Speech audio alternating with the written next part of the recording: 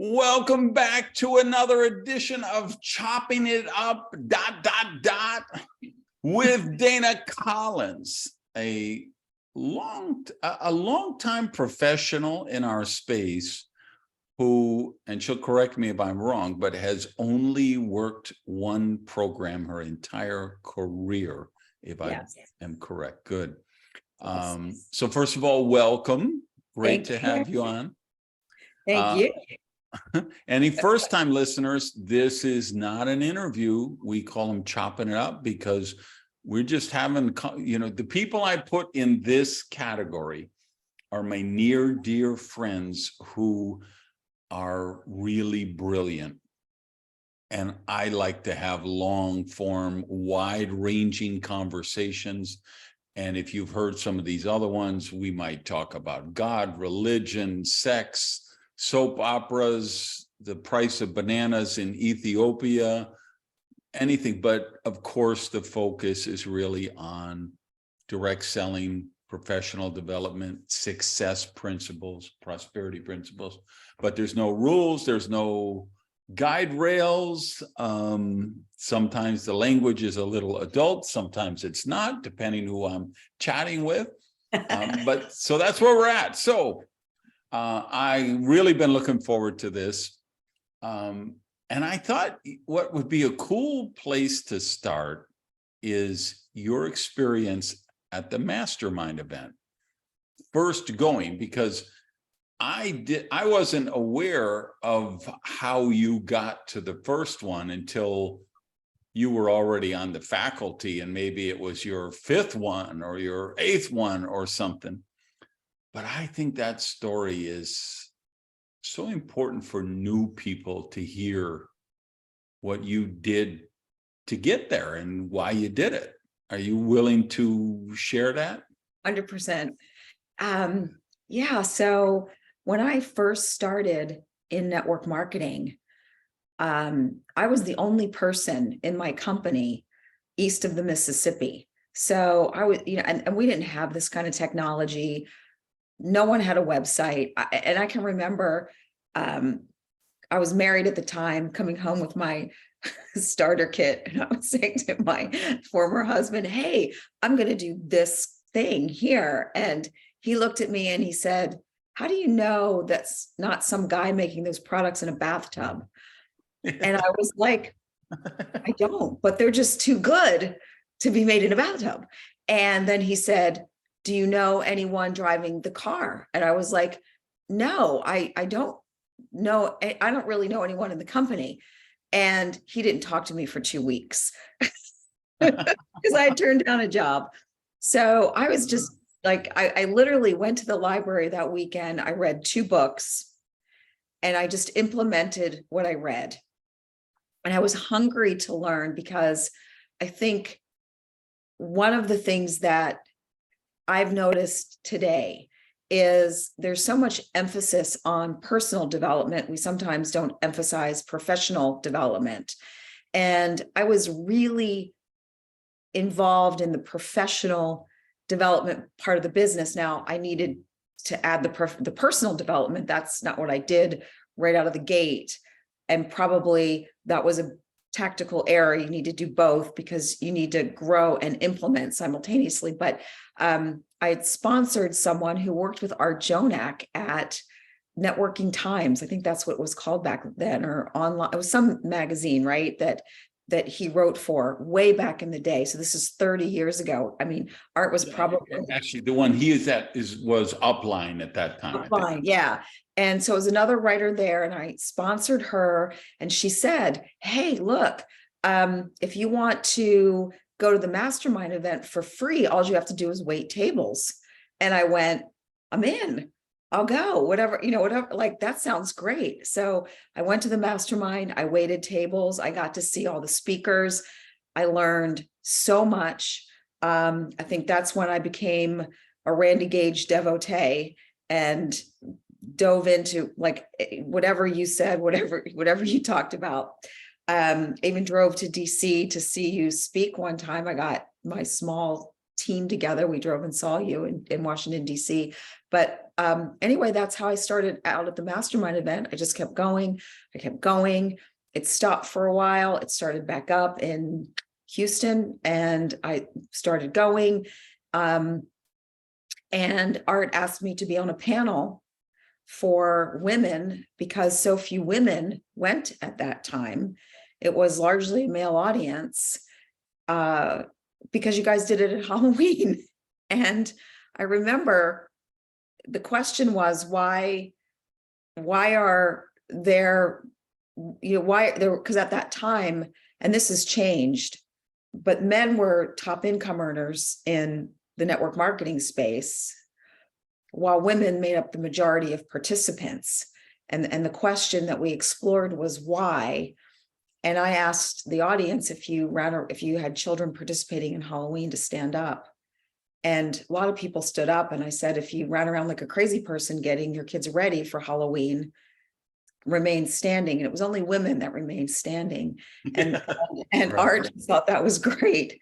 And so he invited me to speak. And that's been going on for however long I've been on the faculty. So that's kind of how it started, was waiting tables just to be around people who were succeeding in network marketing. So was that before I spoke at your company convention or after? Before. Okay. Yeah. So, yeah, it was before. And in fact, my upline, her name is Dina Wilkinson, was the one that petitioned Arbonne to have you be our keynote at that conference, because we were all studying everything that you wrote about and talked about. At that time, it was how to make $100,000 a year in direct sales or something, in MLM. Or in fact, I think I have every edition of that book, and I'm not joking. I have saved every edition because I just, there's a lot of time, it's like the other day on your Duplication Nation call, you talked about a book, Bob Crisp's book about Raising the Giant. And I went, oh my gosh, I have that. So I went and reread it. And I really believe that some of the old school books, like some of the first editions of things, some of the ones are out of print, are some of the best written, because they're not bogged down with some of the things that we're bogged down with today. It's just the core business. So it's a little easier to wrap your brain around the core, the fundamentals of what makes this business actually work. Let me tell you, you are so preaching to the choir with me about, I am so frustrated with the quality of books in our space right now. Because there's just so much garbage. And Art and I were also talking about the A.L. Williams book that I paid like $800 to buy a, used dog-eared copy on Amazon. But he was, and that's the one he was saying, I like to give plaques the size of doors and trophies the size of men. And he just was crushing it with recognition.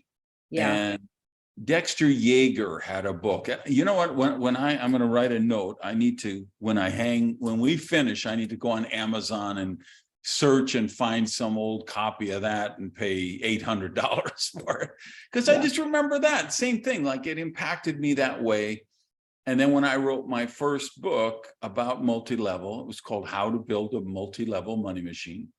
And by the way, nobody buy that now. I know it's still available, but don't get the newest book, Direct Selling Success, because it's just, there's so much change since then, the regulators and social media using, the internet, blah, blah, blah. But I'm always about the steps, the content, the the action steps. And those books back in the day, the John Kalinge books, those the Big Al books, these were written by people who were building the business, and they knew, and they were able to articulate it. Now there's so many books from people who aren't building the business, and there's books from people who built the business in the Reagan administration, but they don't know how to do it today. And then there's people who have done it and are doing it today, but they don't know how to articulate it. They just really can't, you know, they're I call them platitude factories, you know? Yes, yes. It's like I was asked to do a leadership retreat in a Dominican Republic a while back. So it was me and another speaker, and this was supposed to be, and this was leaders only. These were high income earners. Everybody in the room was making at least $5,000, and some were making substantially more, and they wanted leadership stuff. So it was me and one other speaker, and he was before me. So I do what I always do. I got there early, wanted to see what he was doing and what was going on with the event. And he had this PowerPoint deck, and he read every slide, and it was pictures of him with me, pictures of him with Tony Robbins, pictures of him with John Maxwell, pictures of him with the president of his company, pictures of him with who knows, and lots of seagulls and lots of soaring eagle photos, and just a quote factory. Henry Ford said, think you can, think, you know, Martin Luther King Jr. said, Buddha said, Jesus said. It was just soaring seagull stuff. I know exactly what you mean. It's all about, it's like one of the things I'll always ask people after they attend an event, tell me the one thing that you learned from that speaker. And half the time they'll go, and they can't think of one thing because there was no content. It sounded good. It felt good to hear, but it didn't. It was word salad really at the end of the day. Yeah. I mean, it's feel good stuff, and there's a place for that.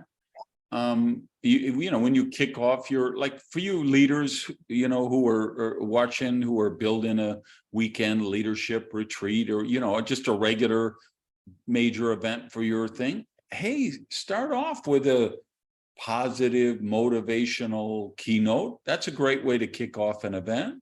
It's nicer if you can work in some content, you know, have some you know, some meaning there. And sometimes you want the closing keynote to kind of just rally them up and get them excited, and they're swinging from the chandeliers and they can't wait to get out of the meeting, and they're texting people, oh, hey, I'm sending you a link, right? Because they're so excited they want to apply it. But that only happens if you're giving them the how-to somewhere in the middle there. And the books that are coming out today, there's just no how-to. I mean, I think that Direct Selling Success book, I'm trying to remember, I think the chapter on recruiting is 5,000 words. That's more words than a lot of entire books that people bring out. They have a section on recruiting, and it's a page and a half. Mm-hmm. You need to believe in your products. These products just sell themselves. There's no I in team. Teamwork makes the dream work. Okay, but how do they recruit? How do they make invitations that get people in front of a presentation? Well, what I have observed in 30 years, and, you know, being in one company, but I've got friends in lots of companies, and I chat with them, and story kind of is the same from company to company. There's always people that come into something, and just through sheer energy and charisma, they get to the top. There's really no duplication occurring within the organization. And they kind of get there, and then things start to fall apart because duplication isn't happening. So they become a coach, they become a guru, they become fill in the blank, whatever it is. They write a book because they're pivoting, because they're not really sure why their organization is going in the wrong direction. And I've seen a lot more of that in the last probably 10 years than I've seen in my entire 30. And I believe a lot of it is because we went through this golden age of social media where there wasn't there, it was kind of like the wild, wild west for network marketing. No one was on it. Early adopters were doing so well. And then of course, during COVID, everyone had one place to shop for the most part online. Network marketing companies, I mean, if you had an ID number, you grew. and then people thought that's what the business was about. And a lot of the content that I see coming out is a reflection of never really having to really do the business in a way that's sustainable. And I think that's what we're really, a lot of the stuff that I've read lately, a lot of the content I see from so-called gurus is non-sustainable business practices, things that won't duplicate, things that can't create duplication because they can't explain it. If you can't tell me what your system for launching a brand new person in this business is in a couple of sentences, you're not going to have duplication in your organization. Yeah, and if you don't have it structured, a booklet, a video to follow along, an audio to follow, something, so it's really step by step. This is, I just did one of these with Eric Gamio last week, and you know, back in the day, I used to spend 3 hours one-on-one with every person I enrolled that first time they signed up, and I realized, okay, I can do this. I'm good at this. But I'm never going to be able to sponsor 4 people in a week because 4 times 3 hours is 12 hours. And I only have 10 hours to work. I'm working 15 hours a day in my restaurant. I only have a few hours in certain times I could do this business. If I put in 4 people and I need 3 hours each just to do it, and then they need to duplicate the process, they're not going to be able to do that. They all have their jobs. We have to find a way to do that the business can grow, not just work, but the business can grow in 10 or 12 hours a week. And now I'm more tough. You may be less tough than I am. Eric is less tough than I am. But when I sponsor someone, I send them a link. I created a PDF of the workbook. I email them the PDF. I send them the link. And I say, go through that, get started training, and call me as soon as you're done. If they don't call me, I'll touch base 4 or 5 days later. Hey, I haven't heard from you. Where are you at on this? And if I don't hear from them again, I'm done. Yeah. I'm not going to chase them. I'm not going to beg them. That's my screening process, and they can't fake it. Because if they do the training and then if they call me and say they did the training, then they have a hot list of 20 that we're supposed to start with. They have a list of who's going to be for their grand opening. They know what a major blast is. They know what it entails. You know what I mean? So they can't fluff their way through it. They either did the training or they didn't. And that kind of rubs, when I talk about this in my trainings, I have people like, that's so mean, and you're just throwing the mud against the wall to see what sticks. I go to their house, I spend 5 hours with them, and I'm always about, how do I automate? How do I systematize? How do I scale? It's interesting because when when I was starting, and I read those books, and this was before you did our keynote, and I would do that. I would have somebody come to my house. I'd spend hours with them, and then they would do nothing. And I was a young mom. I had little teeny kids and paying for a babysitter, and I just remember thinking, what, why are these people not just doing what I'm like, what's going wrong here? Because I was sponsoring and I was bringing people in and nothing stuck. And that's when I saw you in Arizona, and you got up on stage, and that year we had that person who was owned a hair salon get up and win all the awards and had promoted to the top, and the screens came out of the ceiling, and it was like, this is your life and you're amazing. And we're all sitting there in tears thinking, oh my gosh, how do we sponsor salon owners? And you the next day said, I know what you all did last night. And we're kind of looking at each other. And you said, you got down on your knees and you said, you all prayed to God last night. Please, God, let me sponsor a salon owner. And we are all laughing, because that's exactly what we were all doing, is talking about how do we do this? And you said it might work, but it won't duplicate. And that's when you started talking about what you're talking about right now. And I realized that's what's missing, is a way to screen people, because everybody wants what we have in this business. Not everyone's willing to do the work. So you have to determine who's going to do the work and who's not going to do the work. And the reality is, I think one of the hardest parts of this profession, most people don't do it. They want to do it. They have every intention of doing it. But when the rubber meets the road, they just don't. And that can become discouraging. And I think, and I know at the beginning of my business, when somebody said yes, I would be so excited, and I would assume everybody wanted what I wanted, which was to go to the top. And when they quit after a month, I would be like, like I just couldn't do anything. It was so, and I finally had to realize I've got to manage my emotions. I've got to understand that not everybody's going to follow through. If I find one or two great people, that's the goal. It's not everyone.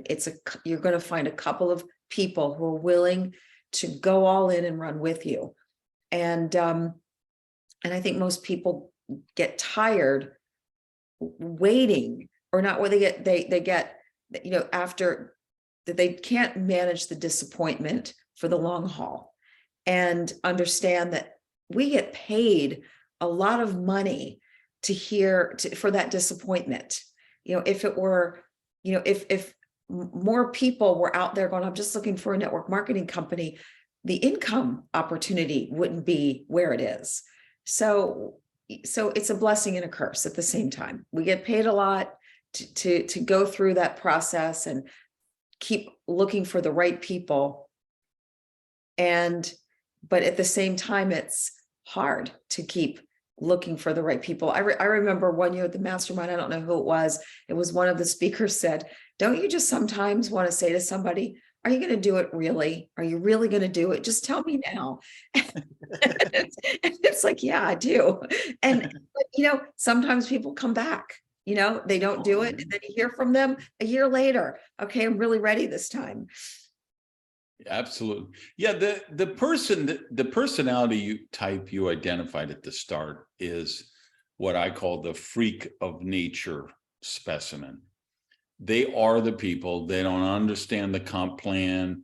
They might not understand the whole product story, but they've fallen in love with one or two products. They're evangelical. And they're just dynamic. They're charismatic people, and they can go to the top of a comp plan with recruiting.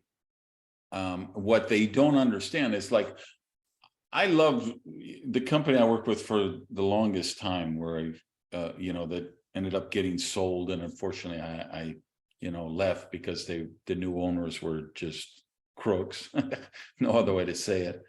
But they publish the top recruiters every month, and they publish the top income earners every month.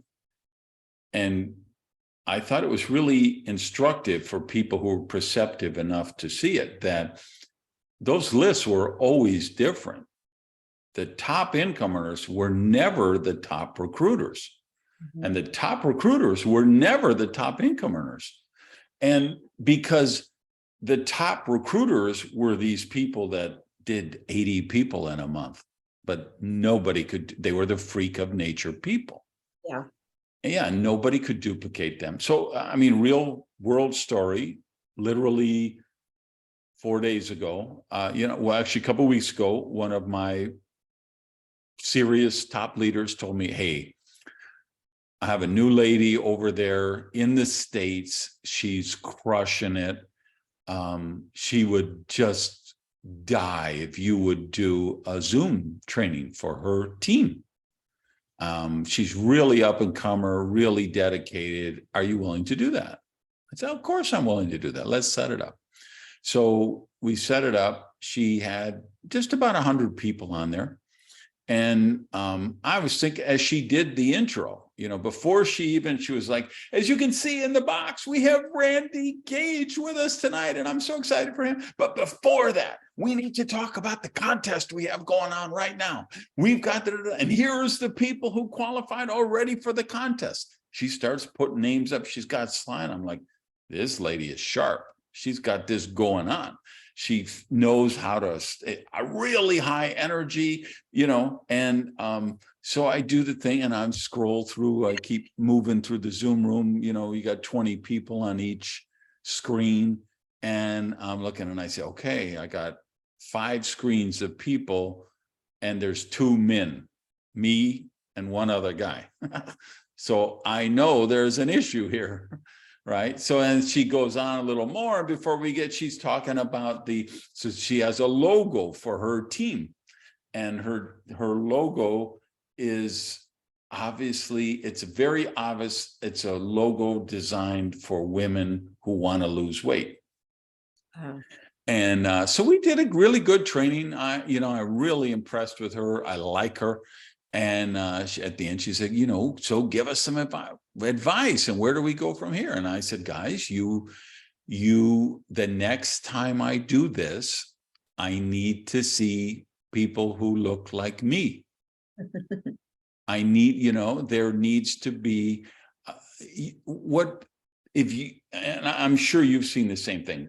Anybody I know who's really successful in an organization, they have a Russian line, they have a Filipino line, they have a gay line, they have a black line, they have a Lithuanian line, it's because they have, Jewish line, they have Muslim line, they have, nationalities, religion, sexuality, everything, because the real leaders don't only sponsor people who look like them. So what happens, like I'm here in Miami, I can go a little bit north up there to a little sleepy town called Hallandale on the beach. It's a Russian enclave, right? I can go over to Calle Ocho, it's a Cuban enclave, right? If I go to National City in San Diego, it's a Mexican enclave. You know what I mean? And so you'll sponsor somebody, and so you'll have a line of 800 Filipino people in California, and you'll have 2,000 Jewish people in Buenos Aires, and you'll have, because they're in their community, that's who they know. But the leaders, they have all those different groups because they don't. So like the advice I was giving this team is, hey, obviously I can tell you already, you're in love with the weight control products and you're doing volume, but all I'm seeing is a bunch of, working moms for the most part, and stay-at-home moms who are interested in losing weight and are selling product to other women who want to lose weight. And you're not talking about the business enough, and you're not talking to people who don't look like you. And I think I said that at your convention. Yes, you did.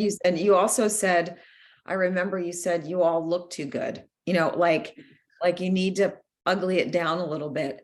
And because because it was just, and I remember, because that was my first convention, walking in and looking around the room and saying, wow, these are really attractive people.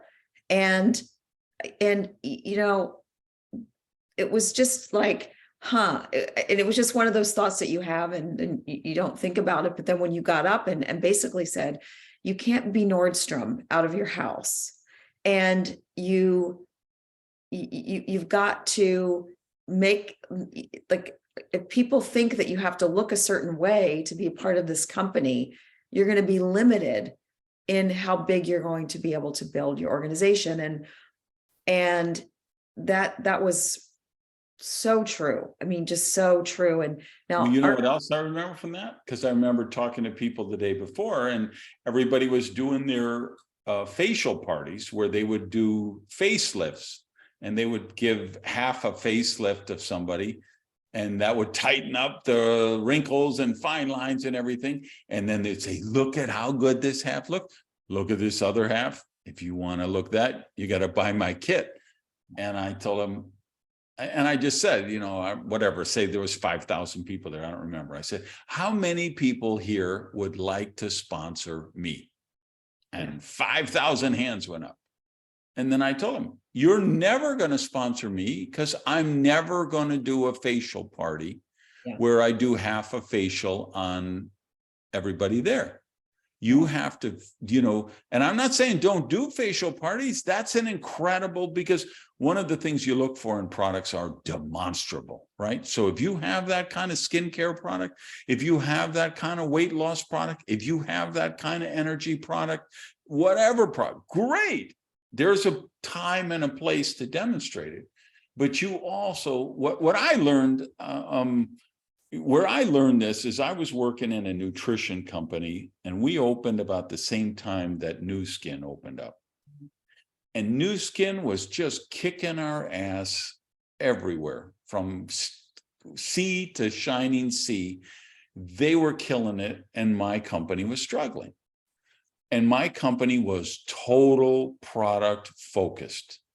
And it was, you know, they had ancient Chinese herbs that had been passed down for 32 generations since the Boxer Rebellion. And, you know, there was this secret herbal formulas, and, you know, that the founder did. And so you would go to a meeting, and they'd say 5,000 years ago, back in ancient China, they took this root with that root, and they, you know, they go on for an hour, and then for an hour later, they'd say, and then 4,000 years ago, and then yin and yang and shming and shmang, they would go to these four.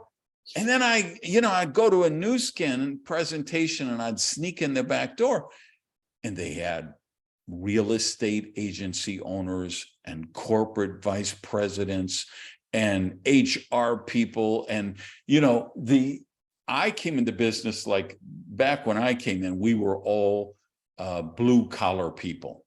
We were hourly wage earners who wanted to be rich. And what Nu Skin and some of the other companies, I think Herbalife did a good job with this, and some of the other companies, where they really romanticized the business enough that they were attracting corporate people. And there were people who were making $50,000 a year in the corporate world, which back then was crazy money.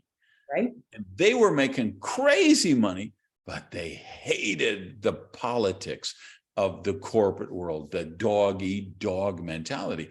And when they saw leverage and residual income, and so that was a really big turning point for me, that's what got me out of the prescribe and diagnose, the stuff that would get you closed down today anyway.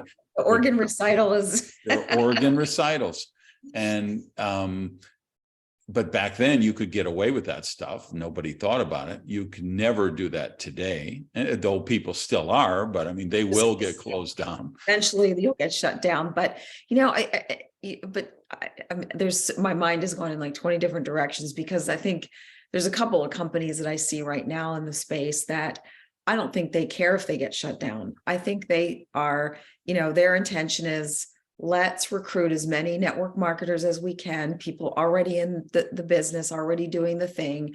and get them in to recruit people. We're going to make outrageous claims, both on the financial side, on the product side, and we'll make as much money as we can, and then we're out.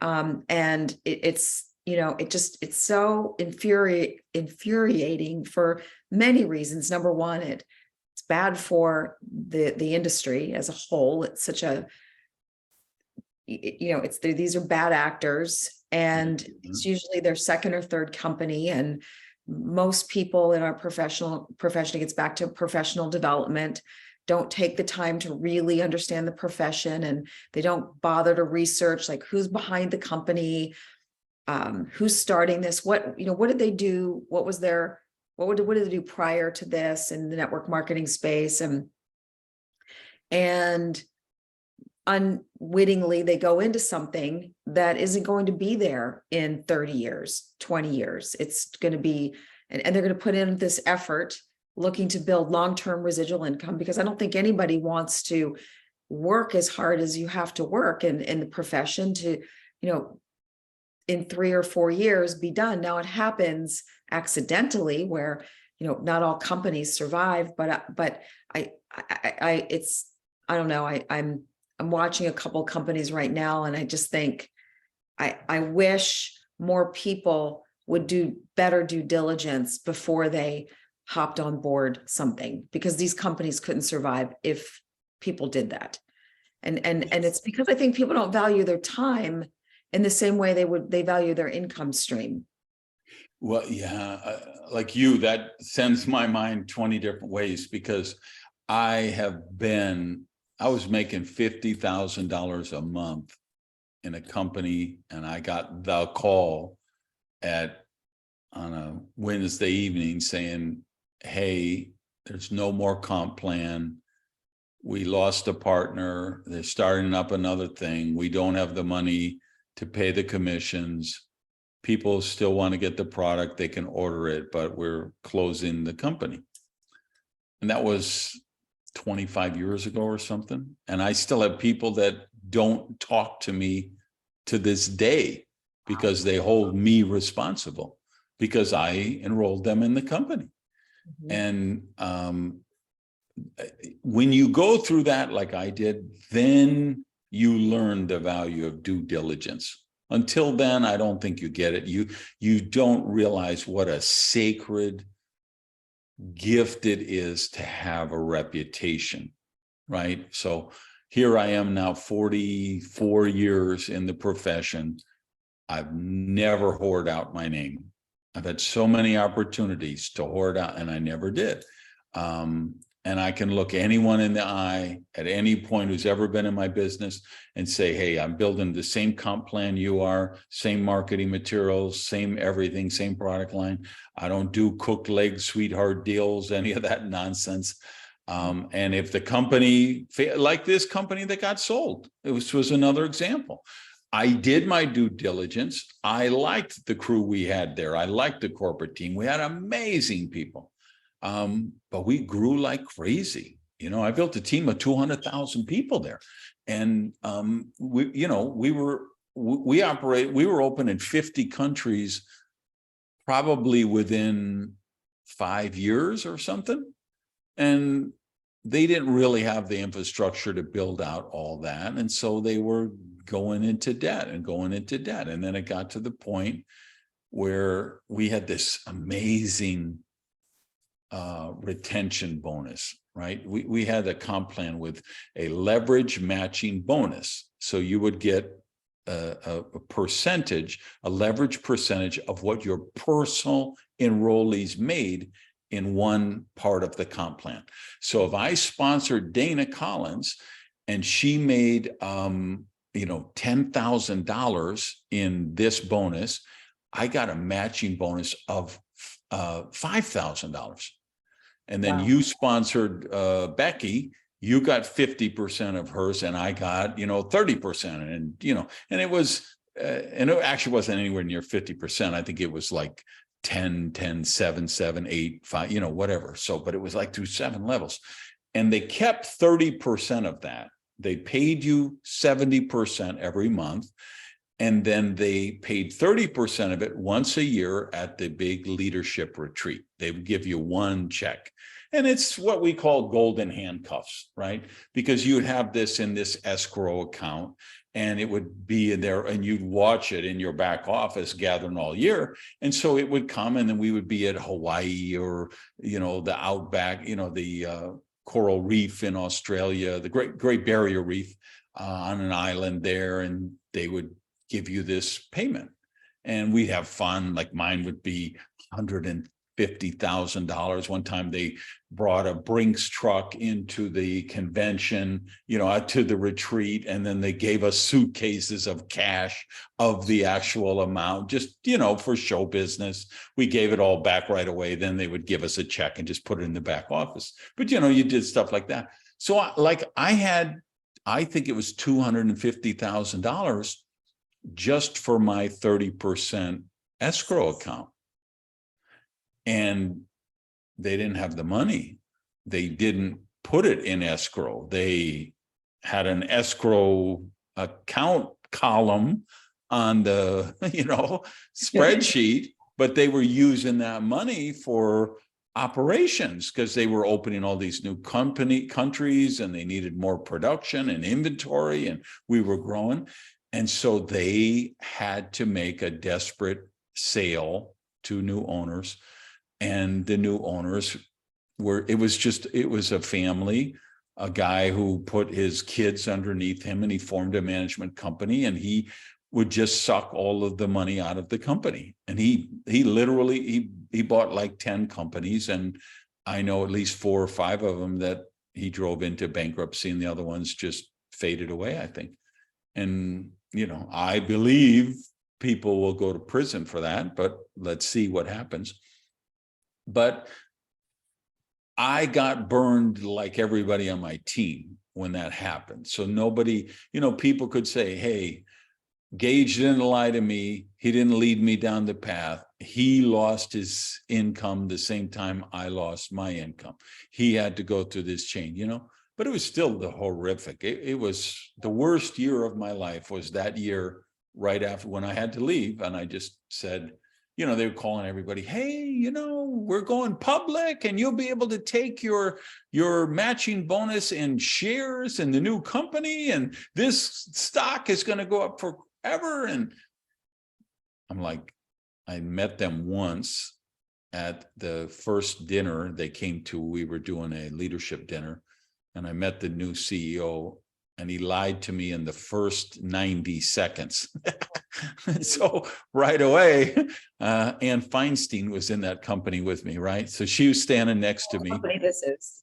I know what this is. Yeah. So Ann and I are standing there. We meet this guy for the first time, and I say, I have a serious issue for, my line down in Mexico, with product. And he's like, oh, I was just in a meeting yesterday, and I told those guys I want all that. And I knew for a fact he had done the exact opposite. A fact. I knew, I had the receipts. And so he, went back to his table, and Ann and I looked at each other and said, what the hell are we going to do now? Oh my gosh. So he lied to me in the first 90 seconds, and then it only got worse, right? But when you go through that, there's ways to do that with dignity. There's ways to do that with integrity, with honesty. It's just the truth. I mean, look at how many people were laid off from Facebook in the last 2 months. How many people were laid off from Twitter? How many people were laid off from Amazon? It happens. Not every company works. Economic slowdowns, meltdowns, recessions, depressions, pandemics, epidemics, stuff happens. And it's about how do you handle those things. And, I don't want to say I'm blessed, because it wasn't a blessing. I created it. I always operate with integrity. You may not like what I say, but I'm going to tell you the truth. And that's what's I know that about you. Yeah. And, that's our sacred responsibility as leaders. And it's like, so Okay. that's, you know, this team that I work with, and I said, okay, and then I got on the phone with my leader afterward, and I said, listen, I'm really glad you had me do this meeting with this lady. I love her. I love her team, but we got to get down and rescue her because she's in a scenario where it isn't going to serve her. She's dynamic. She's amazing. I adore her. Let's get her duplicating, right? Yeah. So, okay, all right, so let me ask you a question. I feel like a ping pong ball inside of my head, boom, boom, boom, boom, with all the different ways I could take this. So there's a couple of things. Like just getting back to creating duplication, because I think that was my daughter coming back from the gym. For so many people in the space right now, I think duplication is become this really watered down thing, right? It's not as clear, the path to duplication, because I mean, when you and I started the business, if I wanted to talk to you, I could pick up the phone or I could go to you physically. Like there was no other way to communicate. And now we have all of these ways to communicate. We have platforms, we have technology. I mean, there's so much that's changed. And my daughter pointed out to me the other day, the one that just went downstairs from the gym, she said something I thought was really insightful. She's still a teenager. And she said, and I thought this was really interesting. She said, I've noticed there are companies within the framework of network marketing that have forgotten that they're social companies. And they believe they're technology companies, when in fact they're social companies. And while she said technology is a really important component of your business, and that's changed a lot, social things haven't changed. People still eat together, they still dance together. Social things have remained the same. And why do companies seem to confuse the two? Like technology supports the social piece. And I was like, I don't know. That's a really good question. I don't know. And I think, some of it is that we're starting to see a generation of leaders in the corporate arena of network marketing that never have done network marketing, right? So we've got that going on. And then we've got young people coming into the space for the really, and you said this with Art the other day, where pretty much network marketing was not young people, but now young people are seeing this business model and going, yeah, this looks like a good idea. And they're engaging. I mean, like the amount of young people in my company it's really incredible to see all of these different ages working together.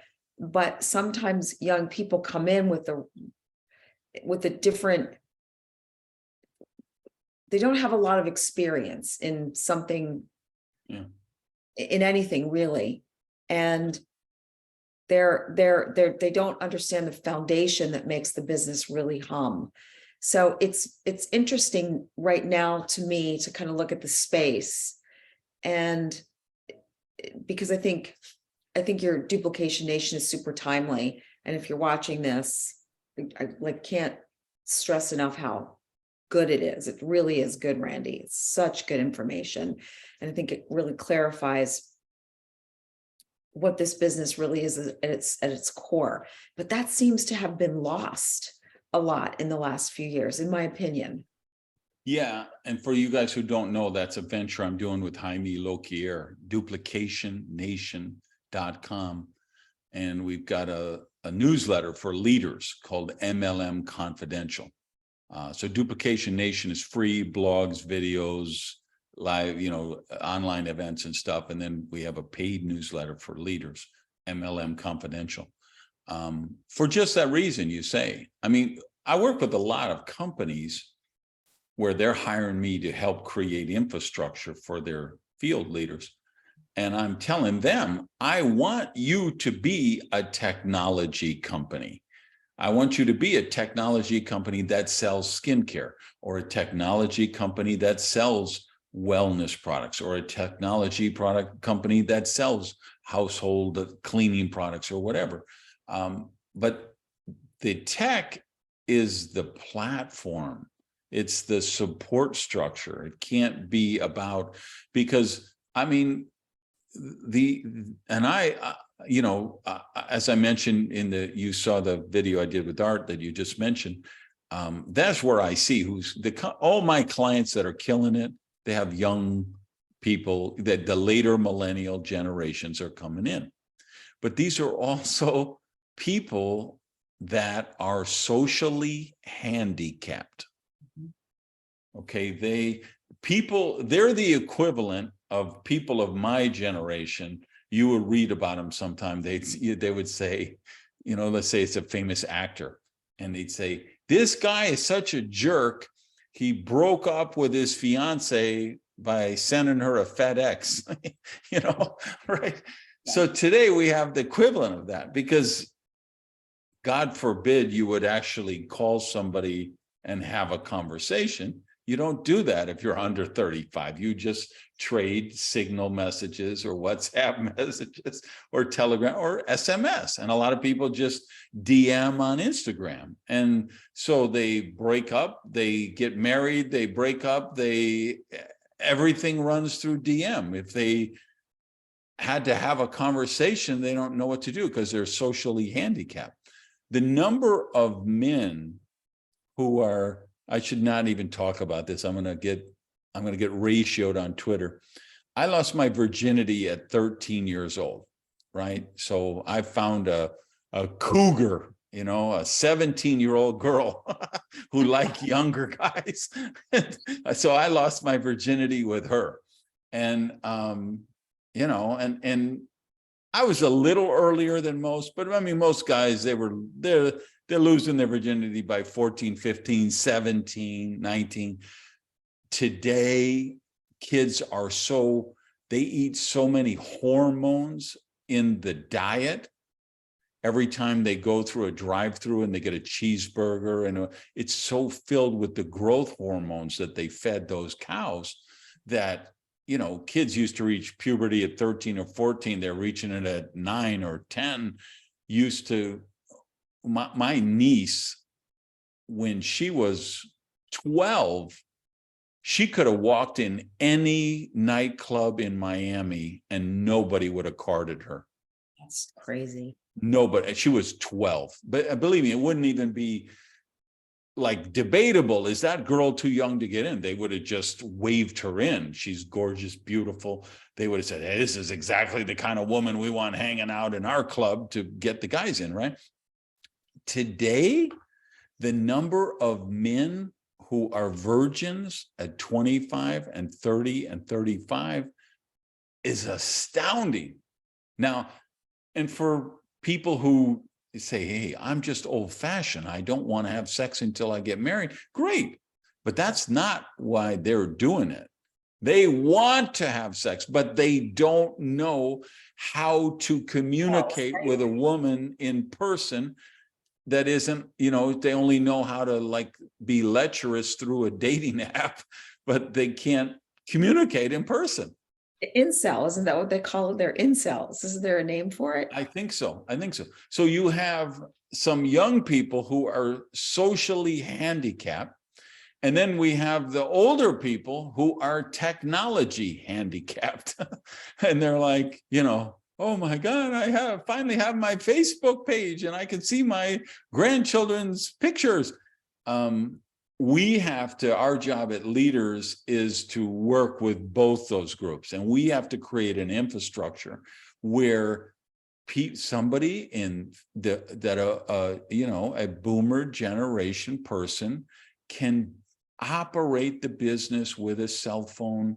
They can access the back office. They can use a mobile app. We have to make that simple enough that they work. And then these later millennial generations, we have to teach them how some things work in the real world and how to have conversations and how to have, there's so many people with the attention span of a gnat because they're the Twitter, Instagram, Reels generation. And that's one of the reasons, by the way, why I'm doing these chopping it up interviews. I love what Tim Ferriss and Lex Friedman and some of the other people are doing with these long form podcasts for thinking people who don't want 30-second sound bites, but actually like to get into, deep dives. Couple things. Number one, we've been working with some of the younger people to get them to make phone calls, and they're having tremendous success using the phone. Just FYI, which is astounding because I've heard over and over again, my friends won't talk. And what because if you're under 30 and you call somebody without texting them first, well, you have to text that's first. Considered a hate crime. Yes, well, you do have to text. If you first. just called somebody and said, Yeah. hey, I'm over here on the beach and there's a really cool sandcastle and I wanted to tell you about it. They would like, no, you have picked up the phone because I figured your mother died or you were being, kidnapped by terrorists. Why are you calling me? Right? No, 100% you text first, but they're texting and asking, hey, can I give you a call? Yeah. And they're finding that to be far more effective at inviting and getting people to things than just this text dialogue, because the text dialogue can't even just voice messaging. Voice messaging is a little better, but phone calls have been super effective, just as an aside, which is human connection. 100%. But there was something that you were talking about with this sort of just awkwardness, social skills. And I think, how are we as leaders, how do we help this generation? Because here's the downside of some of it, which is, that communication, leading a team it's everything in keeping your business going long term. But if you can't hold a meeting, get people to be a part of something, you're not going to have a long-term business. So how do we help this generation transition from, I just want to meet through a screen, to, all right, I understand the value of being with people and stretching myself to become better at communication, to become better to become a more effective leader? So my marketing team is nagging me for 5 years. Do another demo video. You have all this incredible footage of you on stages, with thousands of people in arenas and bullfighting rings and all these places. We got to update your demo video. I'm like, I know, but I don't have time. I'm too busy now anyway. Why do So, but I'm like, okay, I need to do that. I need to do this. So I've been calling some of my clients and saying, hey, would you send me footage of that event I did for you? So Hilda and Orion, who you know dearly, who will, by the way, both of them will be in this Chopping Up series. I have them both booked for some upcoming episodes for you guys who know them. And you guys who don't, you're going to love them. They're amazing. So I did an event for them about 6-8 months ago, maybe. And so it was a live event. We had 6,000 people there, and then it was streamed to the other people because not everybody was traveling. COVID still had, so there was most people were watching online, but we had 6,000 in the arena in Oslo. And I did the program virtual. I was in the studio talking to them. They had a big Zoom screen off the side of the stage that I was in the Zoom room. But the screen was actually made of paper. Nobody could tell, but it was paper. So I'm doing the presentation to the live stream, And then I come and I do a kung fu kick and break through the screen and come into the auditorium. And they had the camera focused on the screen. Then we switched from the screen there to actually looking at the screen. And I do my whole Bruce Lee thing and come through. And that was the theme of the talk, is you got to get out of the Zoom room. And I can just tell you, so I just happened to be looking at that footage 2 days ago. That's why it comes to mind. And that's my message today for everyone. You got to get out of the Zoom room. Everybody I know who's crushing it right now. And I mean, I was astounded because, 2 years I didn't go anywhere. For years I've been bitching and moaning. I'm tired of all these airplane rides. I need to do more video stuff, live stream. I hate leaving my house. I want to sleep in my own bed. And then COVID came along and said, okay, dude, that's what you want. So I didn't go anywhere for 2 months, right? And then I was just thinking the other day, in the last 6 months, I went to Mexico like 3 times, Dominican Republic 2 times, Norway, Bulgaria, a second time was supposed to go and couldn't, Colombia, I did more events in 6 months than I had in 3 years. Because now people have realized, wow, when we get people out of their bunny slippers and their Chewbacca pajamas and their tuxedo from the waist up and sweatpants from the waist down, and we get them back in the real world, interacting with real people, electricity is happening. Mm-hmm. And now it's and I'm like anyone else. I love being in my, I don't have bunny slippers, but my equivalent of them. But now you got to get out and rock and roll again. We got to get on tour again and get the band back together. And then it's all about that infrastructure. You've got to show people that, hey, you don't have to meet somebody in a Starbucks and make a 1-hour presentation. You have to meet somebody in a Starbucks and pull out a flip chart or pull out a tablet and hit plug and play on the video. But just so you show them the 16.5-minute video, and then you have the conversation afterward. And we're coaching them how to have that conversation afterward, and how to do the inviting to get them there.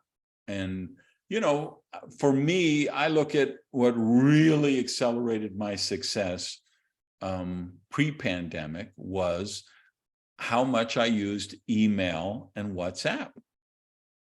Because to me, and because you've been to a lot of trainings I'm doing at different stuff, and I just came up with this idea of a major blast, which is, okay, because for years and years, I just did the thing, hey, I'm going to talk to 9 people, I'm going to talk to 15 or 18 people, I'm going to sponsor 8 of them, and a third of them are going to do it now, a third of them are going to do it later, and a third of them are going to do it never.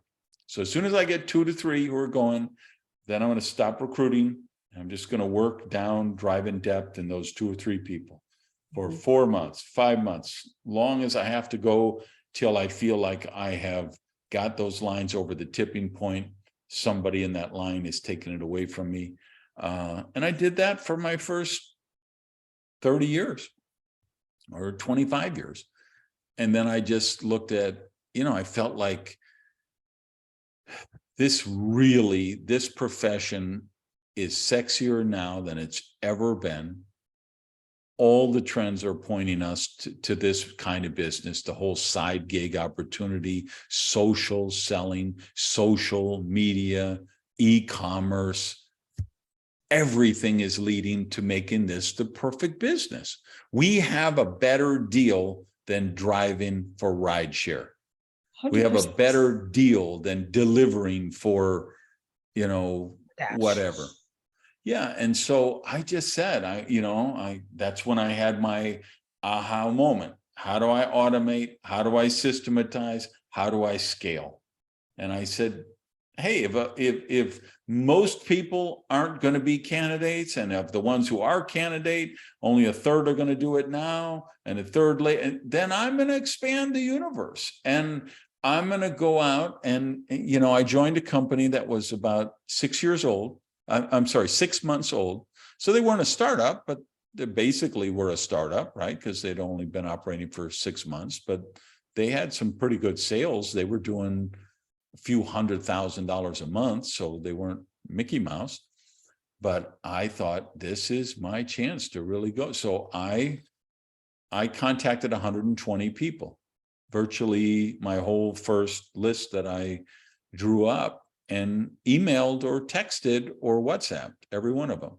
And I created these messages about, hey, and they all were intrigue messages. I never talked about the name of the company or anything. And like, I'm doing this thing, I'm looking at, and for you guys in Duplication Nation, I'm going to do a course, and I'm going to do a newsletter just dedicated to some of those messages I used, because they were very non-threatening, and they were just, here's what I'm doing. Here's why I think you would be amazing at it. And here's why I think you would like it. Here's some of the benefit. And let me know, are you interested to look at a video? Okay, And quick question though, Randy. yeah. I'm just going to play devil's advocate here for a minute. I mean, if I got a message from Randy Gage saying, take a look at this, I would, because you're Randy Gage. So for someone brand new in the profession, talk to that. Like explain how your blast works for that person. And for those of you who want to know more about the blast, Randy's book, on the the ABCs of network marketing, the from Amway to Zombies, you can read all about it. Yeah, the Direct Selling Success book from A to Z. It's all about the message. I give templates. So, and that's what created my growth. I sponsored 11 people out of that first blast, and I had about 60 by the end of the month. Because I didn't join at the start of the month, I joined into the month. So I got 11 people that turned into 60. The second month, I sponsored 2 more that came from the initial blast of the 120. And I had 300 by the end of the second month. And I had 6. And then the third month, I didn't sponsor anyone else. And I had 660 people by the third month. And then it really took off from there. It was like 1,500 the next month and really exploded. And everyone should know, I'm not contacting people in network marketing, because that was when I came back in the business. I had been just serving as a consultant and a trainer for 7 years, and that was after that company had gone out of business, where I was making 50 grand a month, and they say, no more comp plan. I had so much psychic damage, Dana. I know a little bit about the whole story, and most people would not have ever ventured back into the network marketing space after that, because it was so much more than just bad owners. There were so many things. Yeah. So 7 years I'm out of it, but I'm speaking at your convention. I'm speaking for Herbalife. I'm speaking for OmniLife. I'm speaking for Fusion. I'm speaking for Zinzino, and company after company. And I'm training these top leaders. I have coaching programs. I have people paying me $15,000 a year to be their strategic coach. And I'm not going to go recruit their people. This would be a breach of ethics. People have to, like I said, I've never hoard out my name. So the people I brought in were the guys and gals that I play softball with. It was people from my church, and it was people I met through social media. So it wasn't most of those people of that first 13 weren't even experienced in the business. They had never been in it. And that's why that can duplicate, because you take the template, and then, so I train people on the templates. Like, okay, here's what I know. People think this is a selling business. but it's not really a selling business. It's a teaching and training business. Yep. So anybody you know who's a teacher, a trainer, a speaker, an HR professional, a Kung Fu instructor, a ballet instructor, a CrossFit trainer, a personal trainer, a coach, a little league coach, a softball coach, a football coach, you take this message and tailor it to them. And listen, Jeff, because you're a football coach, I know you could crush at this. Julio, because you're a high school teacher, I know you can crush at this. So you give them some ways to tweak the template, because you don't want them just doing stuff verbatim. Give them a template that keeps the general duplicability, and then they can customize it and personalize it. So that's how they could do it, because there's no, I didn't build a team of 200,000 people by sponsoring them all myself. You can't, right? You've got to do it in a way. And there's no one, I still hold the record to this day, there was no one in the company who had ever personally sponsored that many diamond directors, which was the highest rank. And that's why I became, the #1 income earner in 6 months' time, because my people were duplicating. And these were people that had never been in the profession before. And that's the thing people got to understand, that the hardest person to make successful is the MLM zombies that I talk about in the book. Yeah. Because they think they know it all.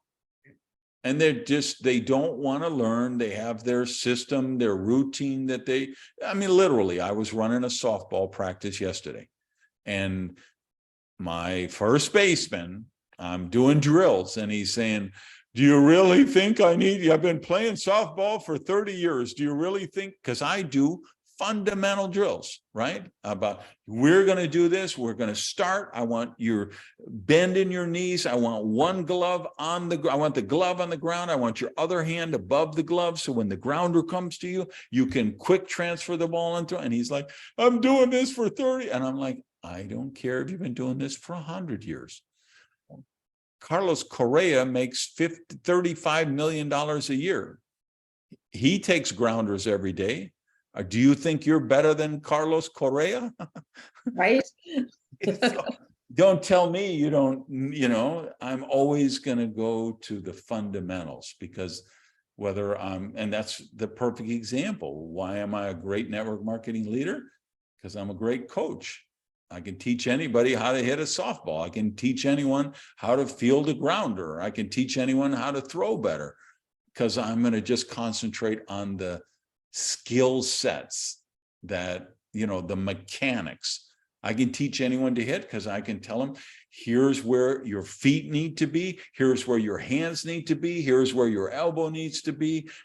Here's how we're going to create the swing path to the ball. You get the least resistance to the ball, the fastest bat speed. So we're going to hit that ball at the center and get the backward rotation, which is going to elevate that ball. So it's going to be a line drive over the infield, right? Or it's going to be a line drive over the fence for a home run if they're a power hitter. But that's just fundamentals. And, you can't just say these products, they sell themselves. No. You love these products. Just think of people who would love these products too. No.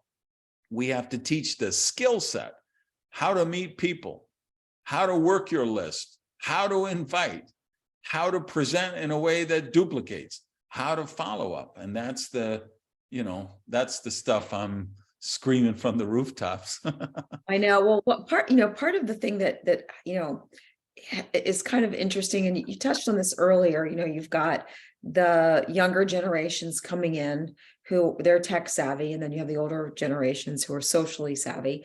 And you obviously need both. You need to be able to do both, but you've got younger generations who see some of what you're talking about as being old school. And like, like, I would love to hear you sort of speak to that, because I think, I mean, everyone likes to think that, I mean, I thought this when I came into my company. I came from corporate sales. I managed sales teams. I was really good at my job. I made really great money, even though I was in my 20s. And I decided to leave the corporate world to pursue this, and thought, you know, I'm smart enough and I'm talented enough in my sales career that I'm gonna figure out the shortcut, right? I'm gonna figure it out, and really spent a lot of time doing things in a way that didn't duplicate, wasn't sustainable, because I could sell, but the people that I was bringing in, they couldn't do that what I was doing, because I had a You're skill a set. freak of nature. Well, I mean, I'm not afraid to knock on someone's door. Well, not like but like walk into an office and ask to speak with the doc. Like, I'm not afraid to do that. Right, but 80% or 90% 97% of the are world gonna do is that. afraid to do that. Exactly. And so and so there's like this, so there's, and I see it in our company, I see it in some of my friends and other companies, where, trying to get everybody on the same page is the challenge. And it's, and there definitely is this bias that people have around, technology being, like we could just build this through social media, and we can just go and meet people on LinkedIn, and we can sign them up, and we can just keep filling the colander, really is what it seems to be from my perspective. Yeah, and this goes back to that thing I was talking about earlier, where the company published the top recruiters and the top income earners. And the way it happens is you need to start on the top recruiter list. That's the thing. There's too many people teaching bullshit. There's too many people teaching. All you need is 2 or 3 serious people. I looked at, before Agile got sold to that other outfit, I'm trying to think, at that point, maybe I'd made $12 million in commission, I think. And I looked, and I had sponsored like 360 people over a period of 10 years. And you say, and people would say, well, I don't even know 360 people. And I'm like, do you think I knew those 360 people when I started? I knew 80 of them, or, I guess I knew 120 of them, because that was my first blast, right? But I developed the skill of meeting people, which was very hard for me because I'm very introverted when I'm off the stage. And I have, for people who don't know my story, I'm on the spectrum, and I'm very social anxiety. So I'm, me, if I know you, I'm your best friend for life. But if I'm introduced to you at a party and I don't know you, I'm just, I'm a wallflower. I'm stuttering and stammering because, wait a minute, let me cancel. I don't want to affirm that. In the past, I have been a total wallflower, very anxious and nervous. I have no problem put 10,000 people in an arena, throw me on stage. You just put a quarter in the jukebox. But if I got in an elevator with 4 people and they wanted to small talk, that had my palms sweating, right? But I learned that, okay, this is a skill of meeting people. I can put myself in non-threatening scenarios where we have shared interests, like when I joined the softball league. I met hundreds of players playing in my league and then going to tournaments and going to the World Series. And I made at least $6 or $8 million in bonuses from people I met playing softball. Yeah. I made millions of dollars in bonuses from people I met by the church that I was attending. That's what it's about. But if you put those systems in place, if you put, and the other big part of it is third-party tools. You hear that in every book every seminar I teach, every newsletter, I'm always talking about that. because that's where the duplication lives. You were the, you are good at selling. You weren't afraid of rejection. I was terrible at selling. I was deathly petrified of rejection, but we both can be successful and we both can duplicate if we use tools, if we have a system. And people just, okay, so step one is I take this action and I use this tool. And here's the follow-up, here's the follow-up tool. And when you have it built out like that, I mean, the companies that I work with, or I work with companies with Ann Feinstein, I work with companies with Jaime Loquier, we're doing a lot in Latin America. We create the candidate pathway. And we literally make a schematic and we build it out level by level. Okay, here's the top of the funnel, which we're going to bring people through, which is the pre-qualifying step. We've got to pre-qualify them, and we need to pre-qualify. Are they interested in the business, or are they just interested in the product? And then we have a separate pathway for each one. So there's different tools depending on where so it starts with this box at the top, pre-qualifying, then it goes to business pathway and product pathway. And we have a step for each part of that. So it's very, you have to really mindfully build that out. Hopefully for everybody, most of the people watching this, your company will invest in somebody like me or Jaime or Ann or you or whoever, and build out that stuff. And sometimes they don't, and the top leader has to build it out. I've worked with a number of top leaders who have financed this stuff from out of their pocket because they recognize, hey, that's where my walkaway residual income is. Because like I say, so you start with you're that person on the top recruiters list. But at some point, you need to fall off that list, because now you literally have 22 lines of, and it doesn't matter what your comp plan is, where they're placed. You have 22 lines of personal enrollees that you sponsored and you're working with. And you don't have time to go sponsor 12 new people every month. You are so busy being the resource leader at the top of that. So now your job is not doing day-to-day, how do I get 3 more customers for the skincare, or 3 more customers for the vitamin line, or the utilities service, or whatever. It's, hey, I have a team of 6,800 people that I need to create major events for them. I need to create training agendas for them. I need to create a duplicable system for them in some cases. So your roles change, and it changes. And for anyone who's watching, who's crying your eyes out, saying, well, my company doesn't do that. Hey, that's why you get the big bucks. I literally was having this conversation with a client company on Friday, because they have a new executive who's come in and said, we're not going to print anything. We're going to be a total digital company, because we don't want to, have any materials. It's too expensive, and inventory, and it's a hassle to order them and keep them in stock. And I know all the reasons. But like that company, Agile, when I joined Agile, and I'm saying the name because they're out of business anyway, don't ever think, I'm trying to recruit anyone with this, or anyone I have on with me. We're just talking about principles, generic stuff. But so when I go to Agile, and I go into the corporate headquarters, and I meet the then CEO, and he tells me, we are going to be the world's first digital company. We will not print any, because back then we still had like DVDs and stuff, but no DVDs, no catalogs, no brochures, no nothing.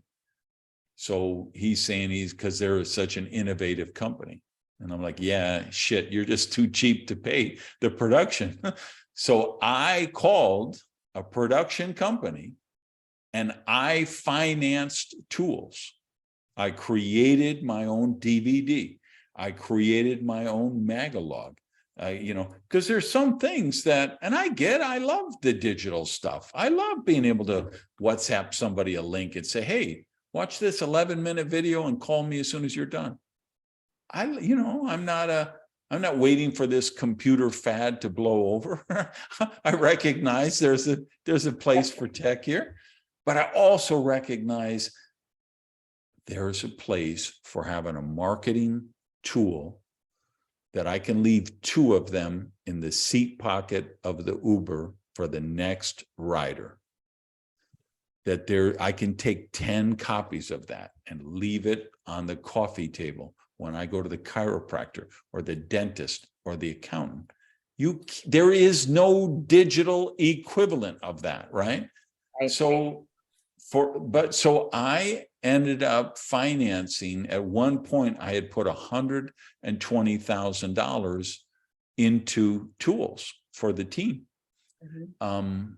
And I actually didn't mind that, because I made, I think $11,000 my first month, because I had got like 60 people in, and there was like a $1,000, $800 initial kit for leaders, and almost all my people were getting that, and I had good volume. And so I was making $25,000, $30,000 pretty quickly, $40,000 pretty quickly.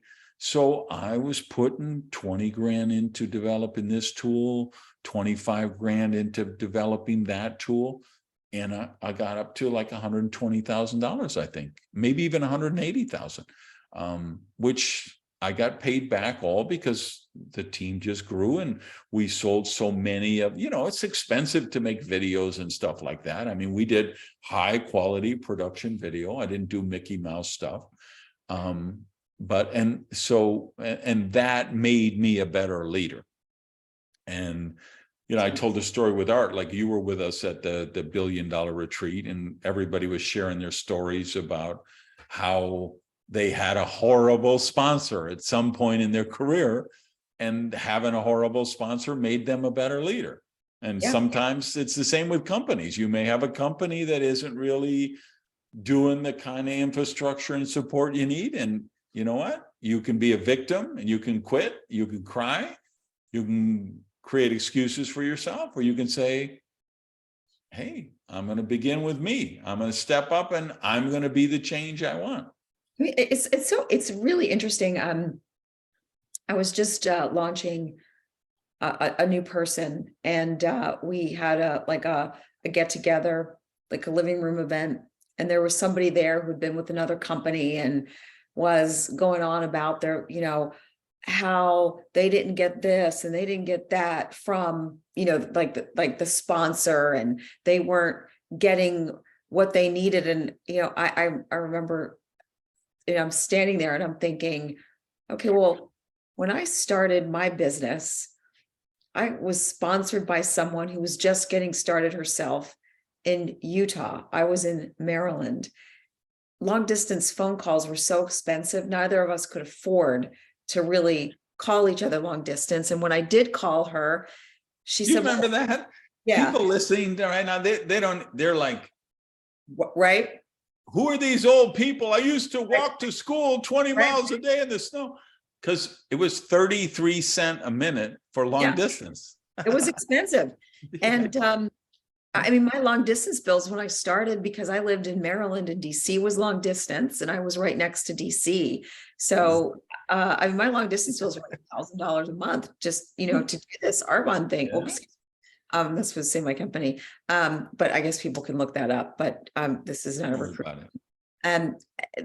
You know, and I just remember it was just, you know, what you did. It's how you, it was just it was a business expense, and you invested in your business. exactly. And one of my pet peeves today, for whatever reason, is there's this expectation of, I'm just going to give it a try, the weakest form of commitment. I don't want to make the investment. And you know, this person was the perfect illustration of sort of this mindset, this victim sort of thinking, which is there was nobody there to hold my hand and and spoon feed me and you fill in the blank. And I'm thinking, as I said, I'm paying for this long distance. My sponsor sent me all the information that she had. It was some Xerox papers, and she had copied them so that half of them were cut off. Right, And right. so I mean, I read the 2 books in the library, and I went, I'm just going to do this. I'm just going to figure it out. And if you started any business in the world, you would have to make an investment in it. I have other businesses, and those businesses cost money, a lot of money to start. But we have this expectation sometimes in network marketing that we're going to come in, we're going to spend some money on a starter kit, which is product that we would buy anyway in our household. It's money that we would already spend, and that we're going to be able to leverage that without ever having to reinvest or spend money. And it blows my mind, because that kind of thinking didn't exist 20 years ago. It was a different mindset. And I think, the other distinction now is, if, like, I have millennials in my team and they work at Starbucks 2 days a week, and they monetize videos on YouTube, and they sell tchotchkes on their eBay or their Instagram account or something, or t-shirts, and then they do our business, and they're looking to make $100 a week. And if they want to do that, I'm like, okay, great, you can take $100 a week out of it. But for the people who say, no, I want to do what you do, I want to be a leader, I want to quit my job, and I want to have residual income and everything, those people, I'm saying, I don't want you to make any profit for 2 years. I just want you, first of all, I want a 1-year commitment from you. Don't look left, don't look right. I don't care who's swimming in that lane, who's swimming in this lane. I want you just swimming in your lane. And I want your commitment at least 10 hours a week for 1 year. And then at the end of the year, let's have a discussion. How many customers have you got? How many distributors have you got? What kind of residual check have you created? And then you can tell me, you know what, that wasn't worth the investment of 1 year. I'm going to quit the business, and I won't argue with you. But I think if you'll do that, you will want to stay in the business forever. And if so, I'm going to say even another year, maybe. I want you great. Your bonus check's up to $480 this month. Put it into product inventory, put it into self-development stuff, put it into attending the major events. I want to get them to that tipping point where their products, their personal products, their self-development, and their events are covered by their bonus check. And then everything else, I want you investing that in long distance lines, build in another diversified, stream of income.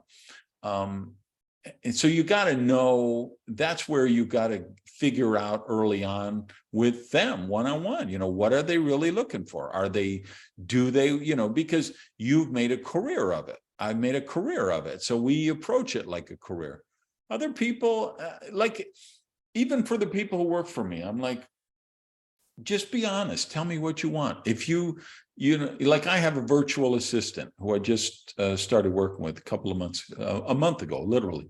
And I told her, and she wants to be a coach and an author and a consultant and everything. And I told her, if you're still working for me 2 years from now, then I have failed. And you have failed. Because the idea, because she contacted me and said, I want to be Lornette has worked for me, been my assistant for 27 years. Yeah. So Lornette just retired. So she told me, I know Lornette's retiring. I feel so grateful for what I learned from you, and I just want to study. So I will take her place. I will work for free. Just let me be your assistant, and your new Lornette, I will work for free. And so we had a conversation about it. And I said, well, there's 2 stipulations. Stipulation number 1 is you cannot work for free. I want to pay you X amount of money. And number 2 is, if you're still working for me for 2 years from now, then I screwed up. Because the goal is you see, how do I create events? How do I work with my coaching program? How do I develop the newsletter? You know, and so you learn those skills and then you go and compete against me. That's what I want. I want you out there competing against me because that's going to make me better, right? I always, so even with employees, and I say the same thing to my clients, right? Because I'm working, you know, what happens is the CEO hires me and then he introduces me to the event people and say, Randy is going to create the agendas for the event. He takes me to the marketing people. Randy's going to develop storyboards and scripts for video. He's going to write copy for the website. He's going to create marketing materials. He takes me to this department. Well, they're all like, who the hell is this jerk? I'm doing my job and now they're bringing in this guy and he's going to be my boss and I don't know who he is. And he seems very obnoxious and just speaks with no filter and, you know, and I tell him, listen, I'm going to, like, especially the marketing people, I'm like, I'm going to drive you so crazy for the next 120 days because we're going to be creating product story videos. We're going to create recruiting videos. We're going to create magalogs, brochures, mass market recruiting tools. And I'm just going to be pushing you. But let me tell you, when we're done with this stuff, you will have a resume. You will have a portfolio. You will have a body of work you could take anywhere. So either you're going to keep getting promoted at this company by the results you develop, or you're going to go interview with someone else and say, I was on the project team that created the recruiting video, which was viewed 55 million times. I was on the team that created a social media campaign to launch a new product that produced, you know, or $427,365 in the first 48 hours we went live on Facebook. You know, and so I'm like, just tell me honestly, what is your goal? And so I feel the same way with the people in my team. It's like, you're looking to get some pocket change, some extra money? You're looking to, hey, I want to build up to $1,000 a month because I'm just going to sock that away in my investments for my retirement? Or do you want to build a full-time thing and you want to make 50K a month? And then we know how to work with them if we know what they want to achieve, you know? I agree with that. I mean, for sure, I do think that, yeah, I'm just, you know, there's some differences that I'm observing in the way, you know, obviously different generations think in different ways, but there's some ways that I'm seeing, you know, like I think this Gen Z that's coming up is remarkable. They're just remarkable. They have a work ethic that is pretty remarkable, just in my limited experience. And, you know, I have 3 kids in Gen Z and they're all like, they have such strong work ethics. It's incredible. Like beyond the level of sophistication. Yes. You haven't seen it. You haven't seen it yet because we haven't put it up. But by the time people are watching this, the interview, the chopping it up I did with Eric Gamio will be on the channel here. We were just talking about, I'm a junkie for talent shows. So you think you could dance, American Idol, and the 14-year-old and 15-year-old and 16-year-old singers, the Olivia Rodrigos and the Billie Eilish. By the way, we talk all about you and Billie Eilish and how you introduced Flacco to Billie Eilish. Eilish is in that interview with him. But I mean, it's when I think of the level of sophistication.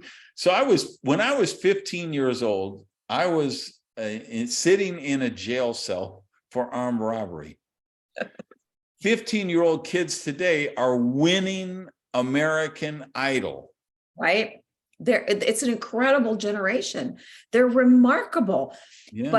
But there's, it's interesting because I have 3 Gen Zers and that I raised, and I've got I'm here in Savannah where there's a really big college, Savannah College of Art and Design.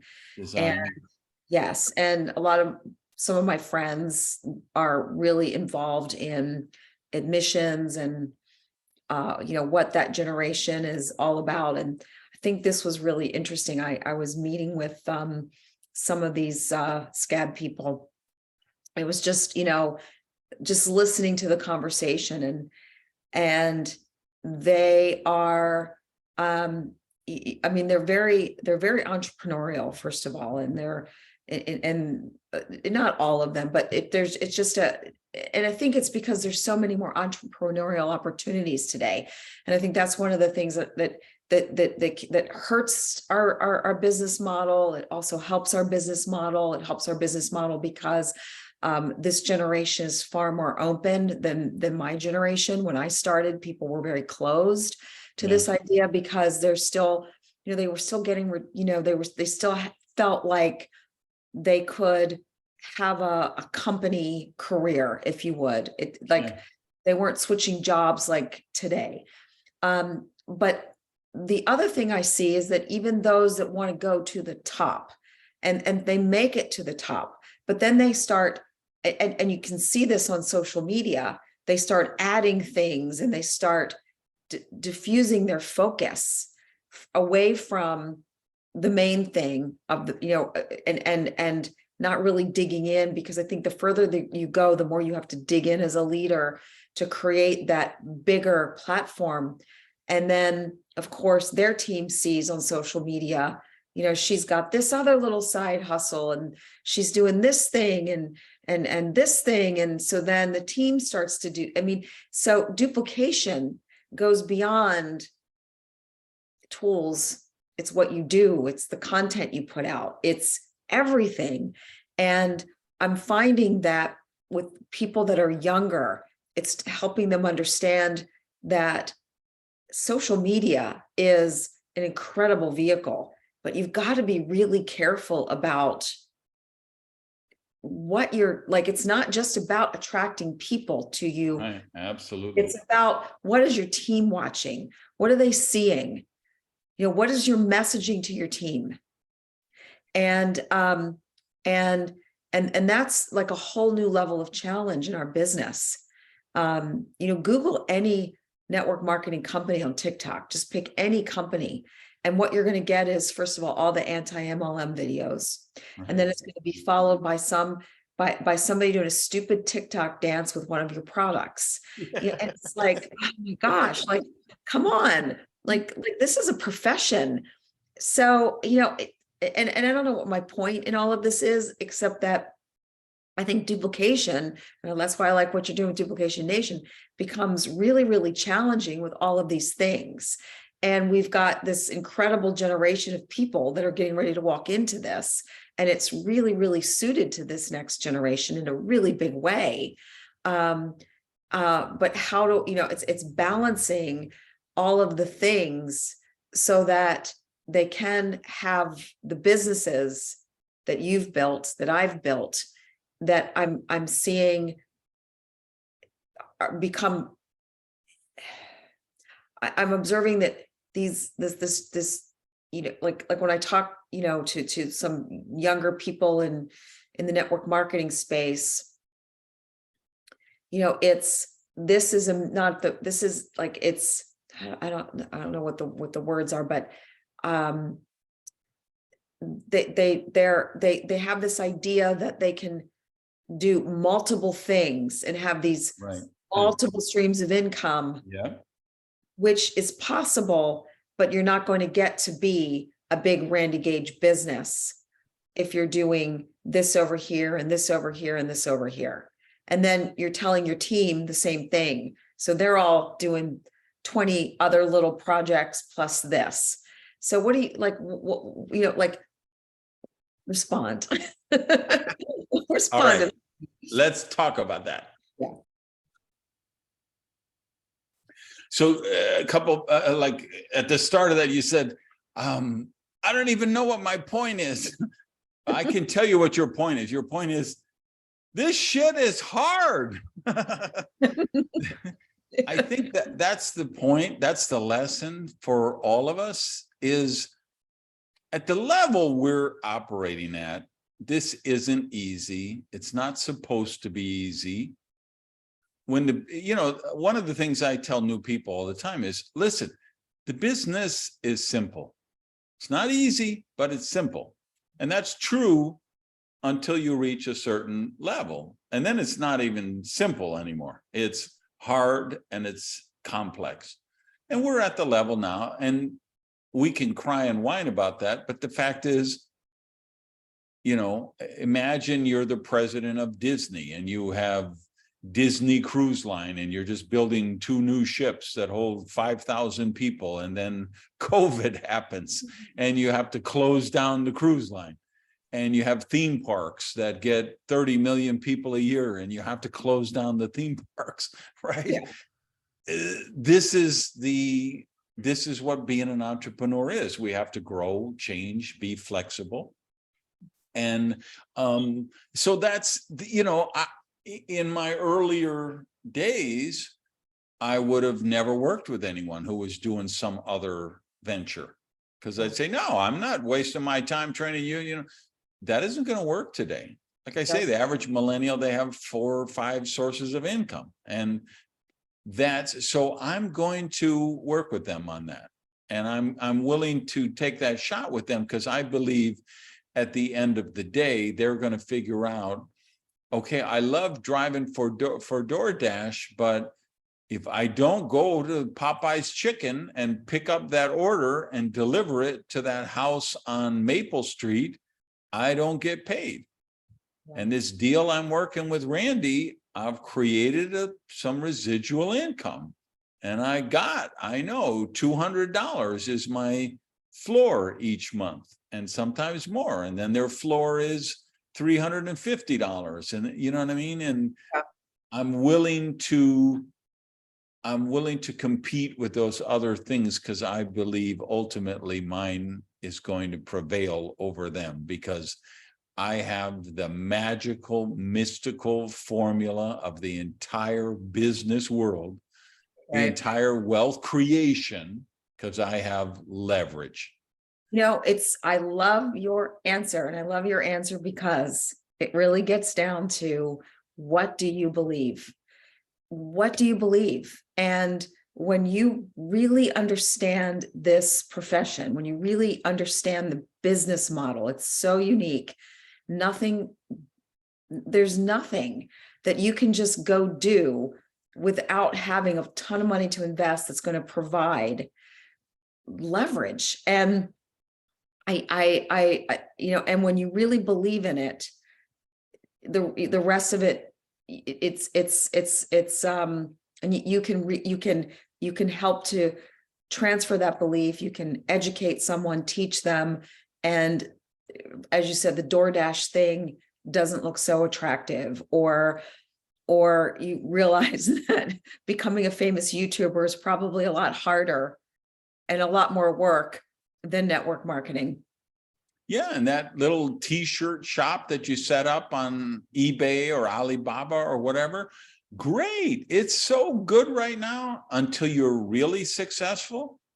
And then you have to maintain inventory.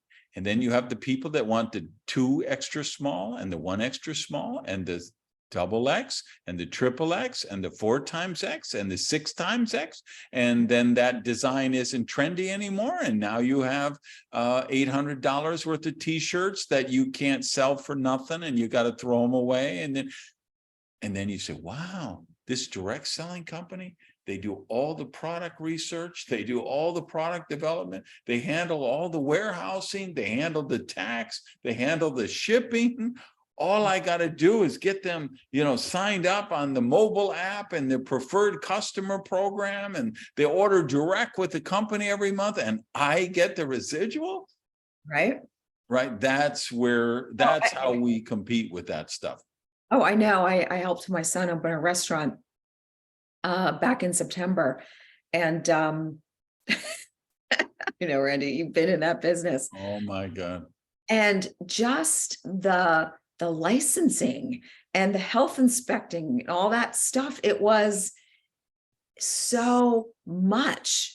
It Oh, was it's such unbelievable. just the navigation to figure it all out. I mean, it was like this giant flow chart.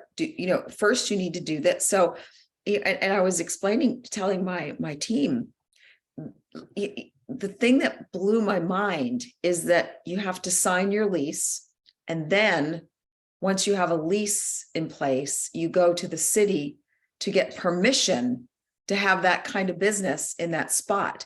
So Yeah. you can commit yourself for 5 years and the city can say, no, can't do that. So now you've got to either come up with something different or figure Right. out how to get out of the lease. You've committed yourself to thousands and thousands of dollars, and the city has the right to refuse business in that location. So, I mean, and I don't think there's a simpler route to entrepreneurship and leverage than our business. There And isn't. There just isn't. It's just now. Listen, if you're J.K. Rowling and you can write Harry Potter, Good for God you. bless you. Go do it. If you're Lady Gaga and you can write those songs and build that, great. But the truth is, for 99.999% of the people, they don't have that kind of I didn't have those kind of options. I still pinch myself because I'm one of the wealthiest people on earth, on a planet that has 8 billion people. And I'm one in the wealthiest, probably top 1/10 or 2/10%. Mhm. And I'm a high school dropout who was expelled, who was in jail, single mother who raised 3 kids, knocking on doors, selling Avon. What other field was going to give me this opportunity? And yes, I do investments now. I do real estate. I'm an author. I'm a speaker. But all those things spun out of what I learned in this profession. And they And also, the profession also gave you the platform to have a book to write and to have a speech to give. Because your success in one thing right, allows you to leverage that success into other things. So leverage in this business isn't just about leverage. It's not just about I'm leveraging myself and teaching somebody and I'm duplicating myself. It's you can leverage your influence and you can use that to bring attention to your favorite cause, or yeah. you can, I mean, that's the beauty of, I think, this kind of success is it is a leverageable thing. There's a lot of doors that you can open by becoming incredibly successful in network marketing. And it's not just through the efforts, but the people that you meet along the way. You meet incredible people. It's such an industry of incredibly talented. It's not, I think sometimes people have the misperception it's people who have no choice, but that's not the way the business is anymore. I just got finished reading a great book called it's a network marketing book written by Harvard Law, Columbia Business School graduate who started a network marketing business and wrote all about why you should take a look at this. It's a phenomenal little book. It's really short, but one that would never, just when One of the points I had that I wanted to have you speak on was, what book are you reading right now? What have you found? So what's the name of that book? Do you remember? I'll grab it and I'll show everyone. I have it right here. Yeah, this is something I want to do with everybody I chop up with, is just talking about what books are you reading right now, or what podcast are you listening to right now. While she's getting that book, I will tell you the book I'm reading right now that is kind of blowing my mind is called 100 Essays to Change Your Mind. and it's by Brianna Wiest, Wiest.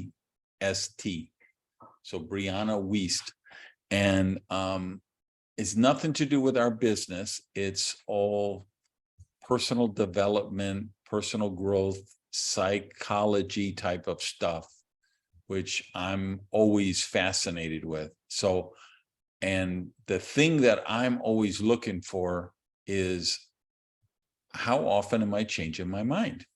Because I wrote a blog post about it. For you guys who are interested, go to randygage.com and look up cement brain. So I think so many people, by the time they reach 35, 40, they have cement, their mind is just set. They have their perspective of the world. So I was telling the guys about this book I'm reading right now called 100 Essays to Change Your Mind. I love that. Yeah, when I first started doing the podcast, my favorite question to ask people is, hey, what's something you changed your mind on in the last 6 months? And I had to stop asking it because everybody got embarrassed and flummoxed because they couldn't think of anything they changed their mind on in the last 6 months. Because we're now in the most politicized, polarized, vehement environment in human history. And people are just dead set in their view of how they identify, and they hate and demonize the other group they don't identify with. And so they get this cement brain that just, and every conversation is the same conversation. So here's this book. Every essay I read, she's like, wow, this is, and it makes you rethink stuff. So that's one I like. What's the one that So you got there? I'm reading 3 right now. Well, I just finished this one. It's No Degree Required. And it's really a thin book. And this is the one that's Harvard Law, Columbia. Amy Powers. And it's really, really good. Like, By the way, guys, we'll put these in the show notes. So if you're listening on the treadmill or whatever. and I think, I mean, it's a really good prospecting tool because it really legitimizes this profession in a big way, because you have such a, Wall Street person saying, this is what I do now. And of course, Raising a Giant, because of the last, I just love, just as a side note, one of the best places to find some of these old school, like Dexter Yeager Amway books, yard sales. Yard sales, garage sales, for sure. I'm reading this Fast Like a Girl. So for the male audience, this is not an interesting book, but another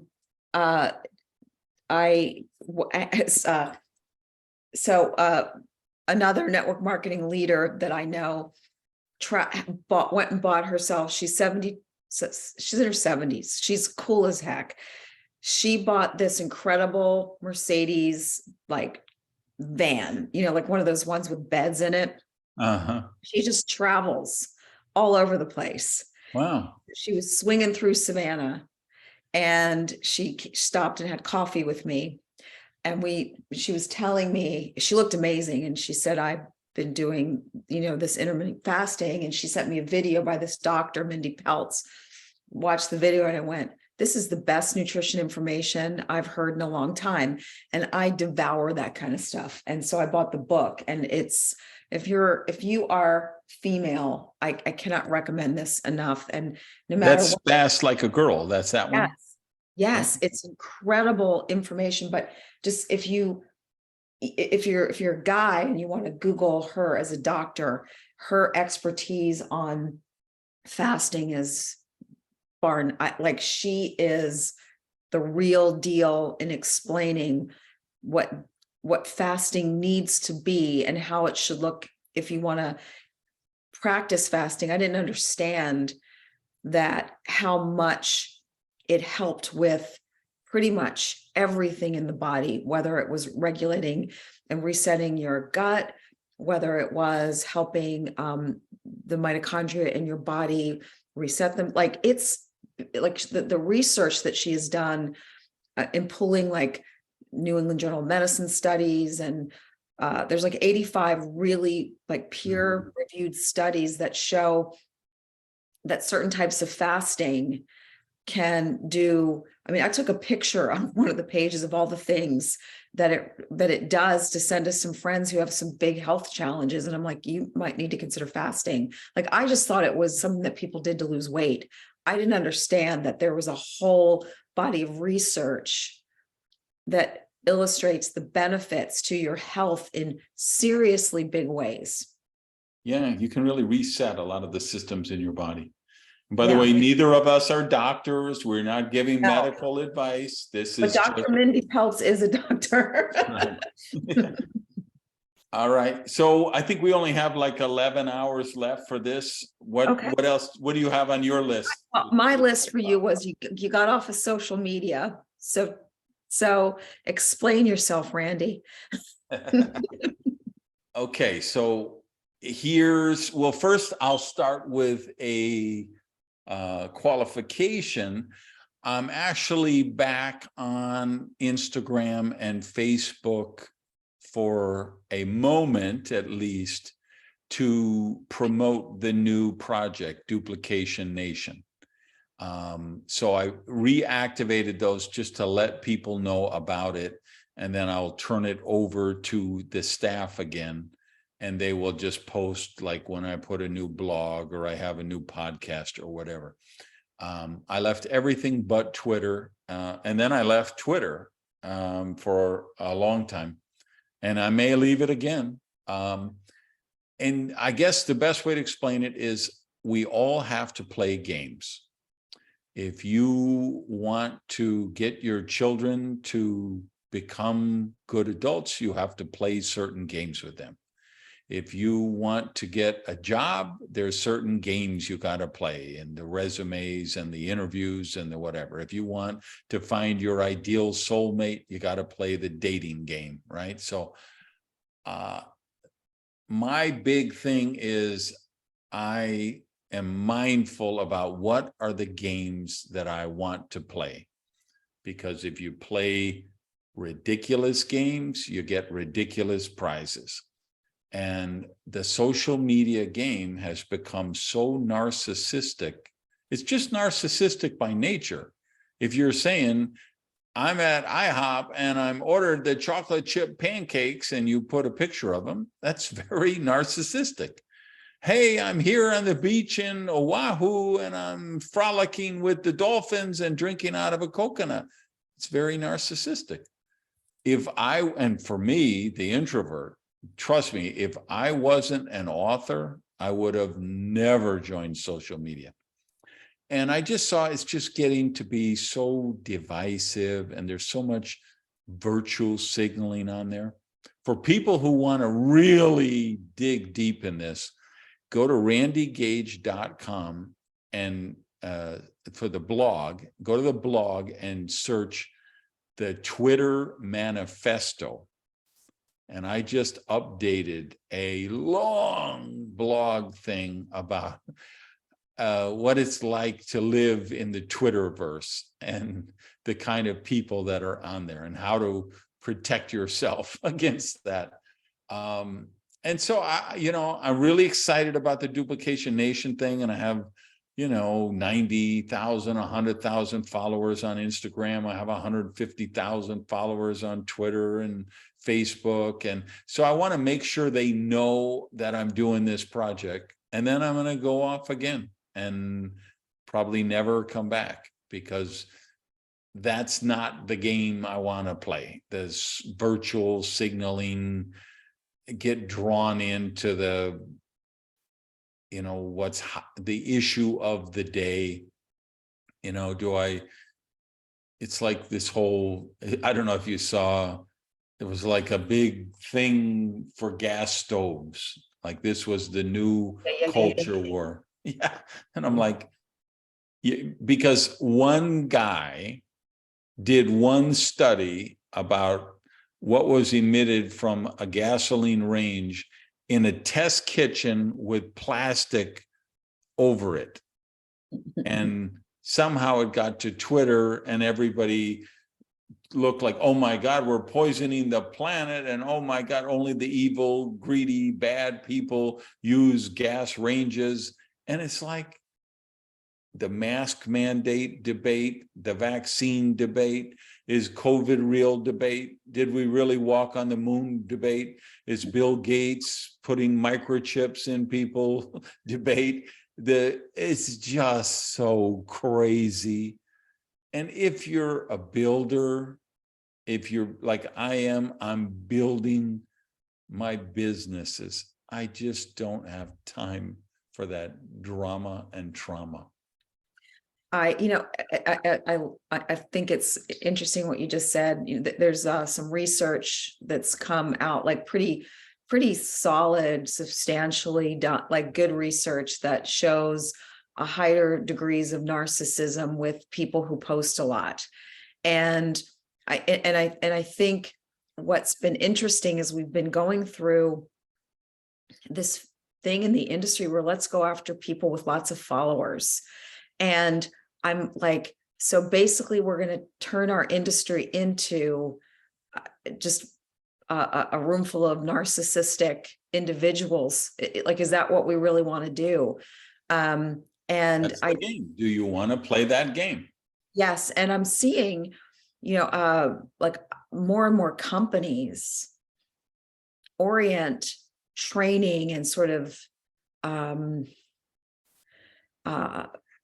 really push this idea that social media is the way you build your business. That is the frontier. And I think that's a really dangerous narrative for many of the reasons that you've said, but for other reasons. As I said, the friends that I have at SCAD were talking about how this case in Idaho, the murders in Idaho, were kind of the straw that broke the camel's back for many college students. Right now, anything that you post, even if it was 10 years ago when you were, a 10-year-old, and you go to get a job, they're looking at your social media accounts and they go, well, when you were 10, you said this, I was 10 years old. It doesn't matter. And so they're starting to realize that not only is something that they say in this moment may become politically incorrect in the next 5 to 10 years and prevent them from having opportunity, but also it's an opportunity for somebody to track their movements. And that it's actually physically dangerous. So these younger people, and I know my kids, they're none of them are on social media. And the more people that I'm talking to that are 22, they like to go on and look at what other people are doing, but they don't post. And so that's kind of a trend that I see just within the people that I'm speaking with. And I just, and I know I had a conversation with a corporate person, and I'm going to read this email to you because I think you're going to get a kick out of this, who was talking about, essentially, it was a conversation around duplication and some of the people who built these businesses solely through social media during the pandemic.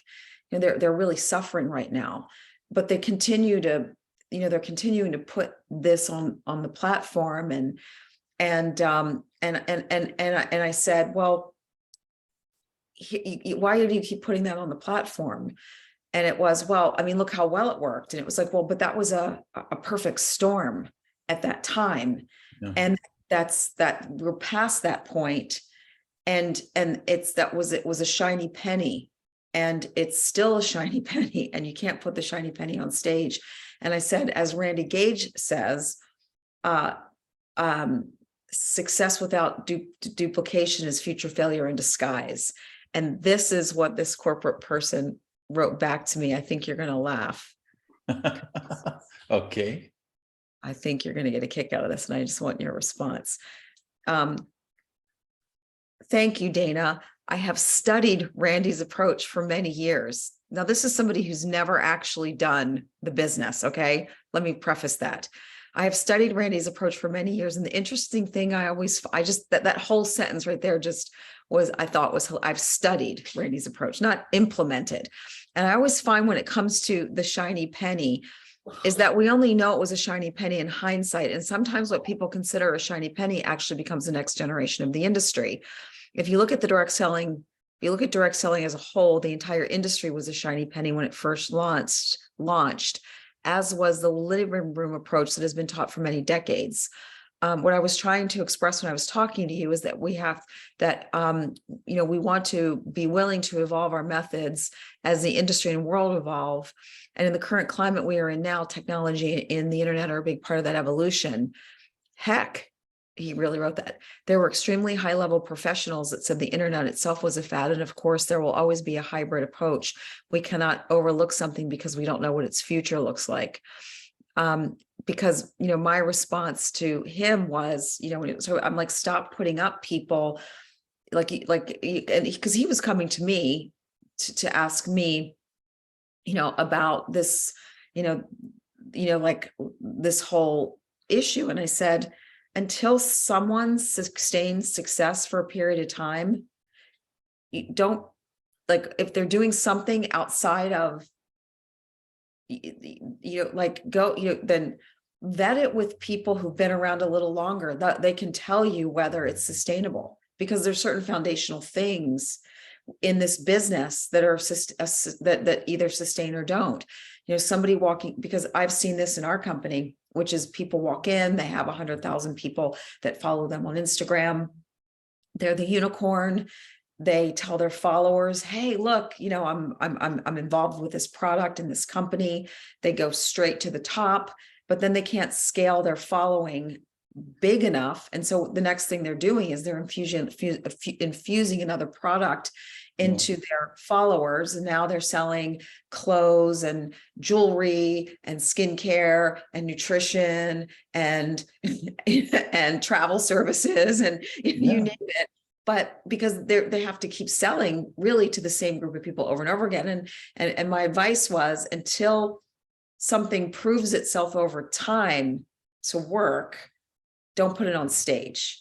And his response, and anyway, so you heard the response about the shiny penny, and I thought, be interesting to see what Randy says. Yeah, because we can't ignore social media, and it's not going to go away. It's going to evolve. Yeah. But like right now, my power platform has been Twitter. And I have a love-hate relationship with Twitter. And the reason I love Twitter is because that's where I see what Mark Andreessen is doing, what Naval Ravikant is doing, what Tim Ferriss's new podcast, Tim Ferriss's new project. The people I follow, I like dance, I follow choreographers. I like baseball, I follow all the baseball people. I'm a political junkie, so I follow a lot of political people.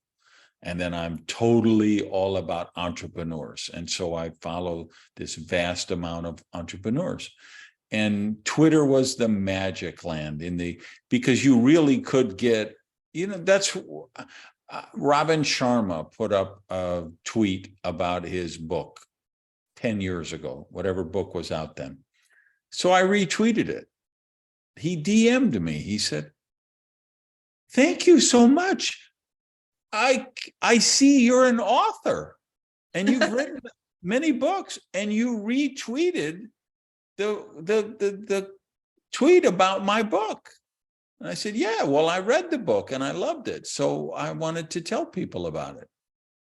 He sent me every book he ever had written. He sent me like 15, give me your mailing address. He sent me 15 books of everyone hand signed. He read my books. And now I can't tell you how many people have come to me and say, let me tell you, Robin Sharma, I was at his Titan Summit and he was on the stage telling people, you have to read Randy's book, Risky as a New Safe and Mad Genius, and he's your biggest fan. That's a relationship I developed on Twitter. And that's what it was like in the OG, original gangster days. You could have a conversation with anyone. Now it's almost worthless, honestly. I have 150,000, 140 some thousand people. If I send a tweet, about 800 people will see it, maybe 1,500. If it's a good one, 1,500 people out of 150,000 people almost. Yeah. And when Elon bought it, he put up this thing that shows how many people are actually reading your tweets. And Art Jonak, who our dear mutual friend, he's this huge Elon fan. And I'm like, dude, this Twitter thing ain't working. No, Elon is the genius. I'm like, yeah, but this is going to backfire on him, because people are going to find out those 300 million people who are supposed to be on Twitter every day, they're not there. They're just bots. There's no humans left because they've alienated everyone. And he's like, no, it's your fault if your tweet doesn't go viral. I'm like, I get that. If I post good content, people will retweet it and share it.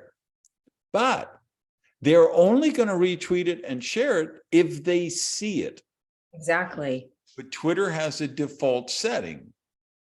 It has following, and it says for you. For you is the algorithm that they decide they think you'd be interested in these tweets. 99% of the people on Twitter don't know that. They don't know how to set it up to be. So even though they follow me, they don't see my tweets. Yeah. So what I'm arguing with Art is like, hey, I get it's on me if my content isn't going viral, but it's on Twitter, the fact that 146,722 people have said, yes, I want to see Randy Gage's tweets, and only 1,500 are seeing it. So it doesn't have the chance to go viral. He said, that's it, and so he's arguing. So what happens last week?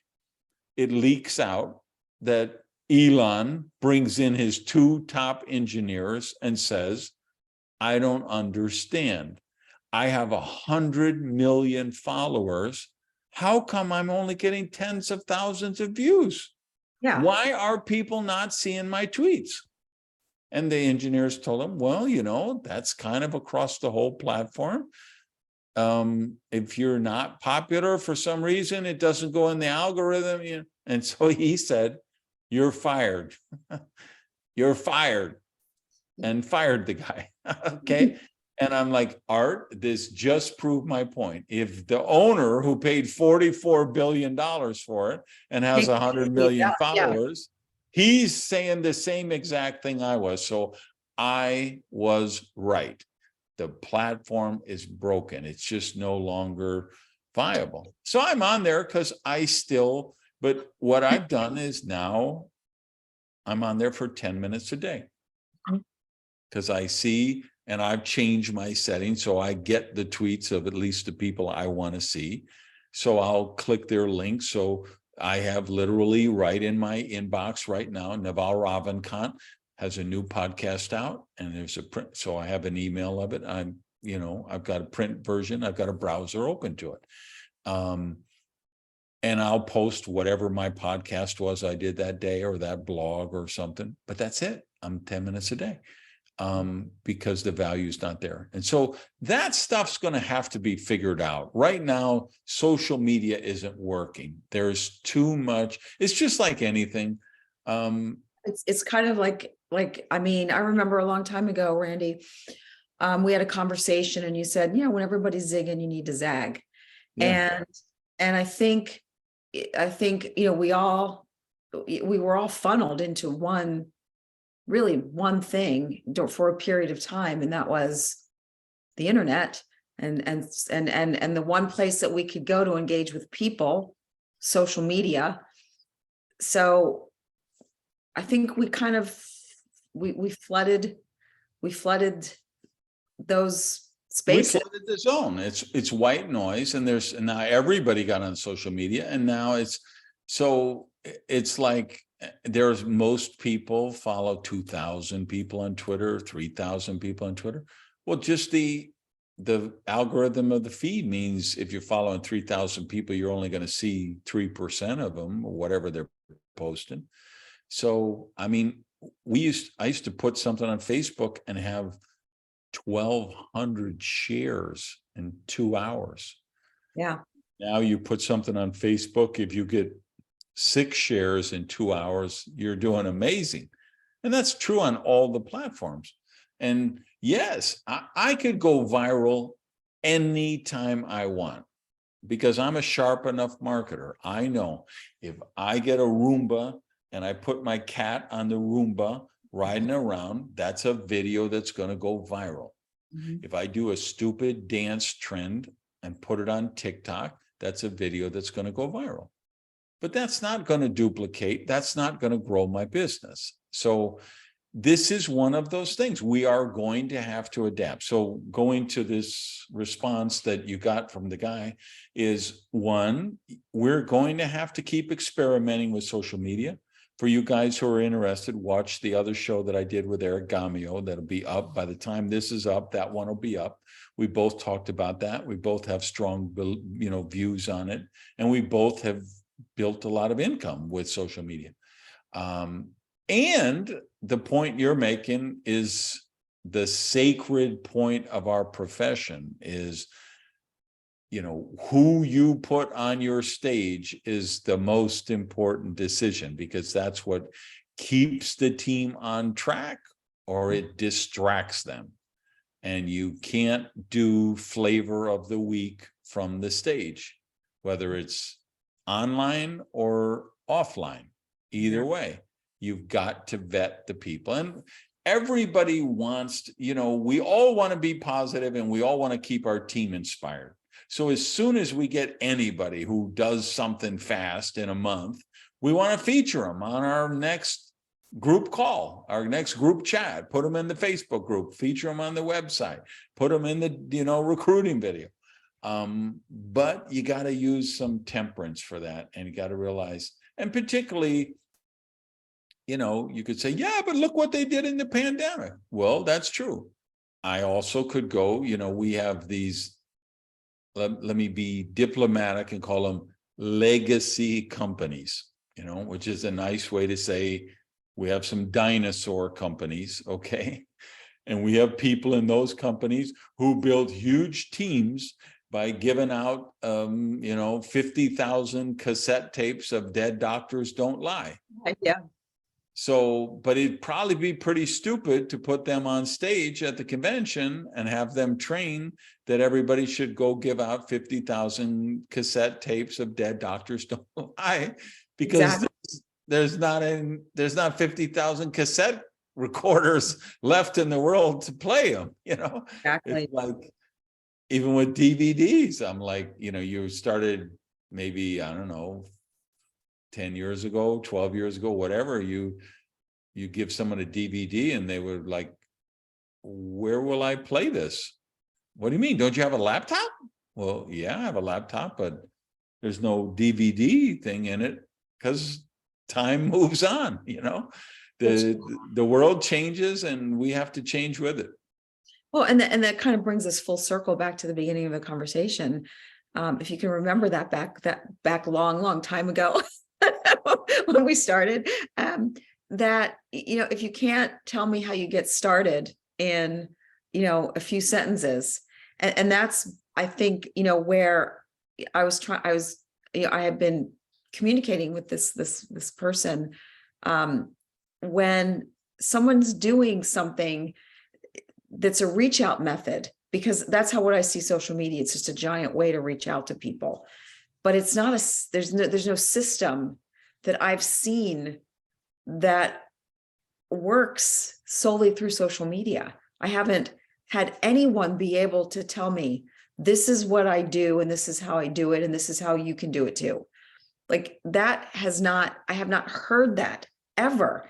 And if somebody can, message me and tell me, well, here's my 5 steps for keeping it on social media, launching somebody through social media, helping them build their business through social media, and never leaving their desk or their phone. And there are people who have the systems, and they're selling them for $97 ebooks and Facebook Live, but they're not actually building a business. That's the problem. Yeah. And it's just, it would be very foolish to do that, because why would you, if you really believe in your product line, if you really believe in your company, if you really believe in the profession, wouldn't you want to tell your mother and your brother and your best friend and your sister? And, you know, it's not just strangers on social media, right? Yeah. Social media is one of the tools. Keep thinking about it the way you are, which is, again, just, yeah, to me, I always looked at social media as this is another channel to meet people. Yeah. And I want to follow the same process online as I do offline. I meet people, I develop the relationship, and then when I see a need that I can fill by introducing them to take a look, that's the appropriate time to do it. Mhm. And I'm not just, you know, if you're going to join the business and put a post up every 2 hours and say, I love my business, I'm traveling the beaches of the world, have, you know, and you post the same crap every 2 hours, at some point, everybody's just going to mute. They're not going to unfollow you because they know you're going to see that. And then they're going to get interrogated by you. So they're just going to mute you and you'll never know. But all your friends have muted you because they're tired of hearing your pitch every 2 hours. Or conversely, I think one of the things that I've had to coach people through is when somebody reaches out to me and they say, I want to, you know, let's do a coaching call. I look at their Instagram, I look at their Facebook, I look at their social media accounts, not necessarily because I can't teach someone how to be really good on social media. I don't know how to teach you how to be a unicorn. I'm sorry, I thought I turned that off. I don't know how to teach somebody to be a unicorn, right? But I can look at what you're posting and get a sense of like, what's the messaging that you're putting out to the world, right? Yeah. And one of the biggest mistakes I see leaders make is they spend so much time posting lifestyle. It looks like they don't even have a business. So the messaging to the team is, I don't work. And you're There is supporting, that subliminal message, yeah. you're supporting my lifestyle to continually travel and be, you know, here to be there, not for the purpose of work, but for the purpose of pleasure. And now, while there's a very thinly veiled boundary between purpose and pleasure, right? In this business, we can do business wherever we are. Most people are aware enough to know that, you know, when you're going to, you know, see your children in the, you know, at college, that you're not there prospecting, you're there visiting with your kids, and that's perfectly fine. But there's the balance has to be there so that the people on your team see, you know, here's the work, here's the reward. There's got to be that balance. Yeah, 100%. All right, I know we need to wrap up soon. We only been 16 hours so far. That's it. I happen to know you're writing a book because I happen to be helping you with that project. So for people watching this, we're recording this in February 2023. At some point, this book is going to come out. So if you're watching this in 2024 or 2035, Google Dana Collins and see if the book, when it was out, how you grab it. So the question for you is, what have you learned, or what are you learning by writing this book? That Randy Gage is a really tough coach. You know, is that it's like you do something for 30 years and you have there's a lot of knowledge that you accumulate over the course of a long time, and you can't help it because you're doing something day in and day out. So it's the process of getting clear about what's important to share and what's not important to share, as my last chapter illustrated, because Randy said you can't put that in, it's too complex. And so we'll save that for another something, I don't know what. But it was interesting, right? Did you learn something from that chapter? Did you get something out of it reading it? Like, just like Yeah, I love that stuff because you were talking about the psychological dynamics of working with a myriad of different personality types. And I eat that stuff up. Wait till you hear that show I did with Flacco.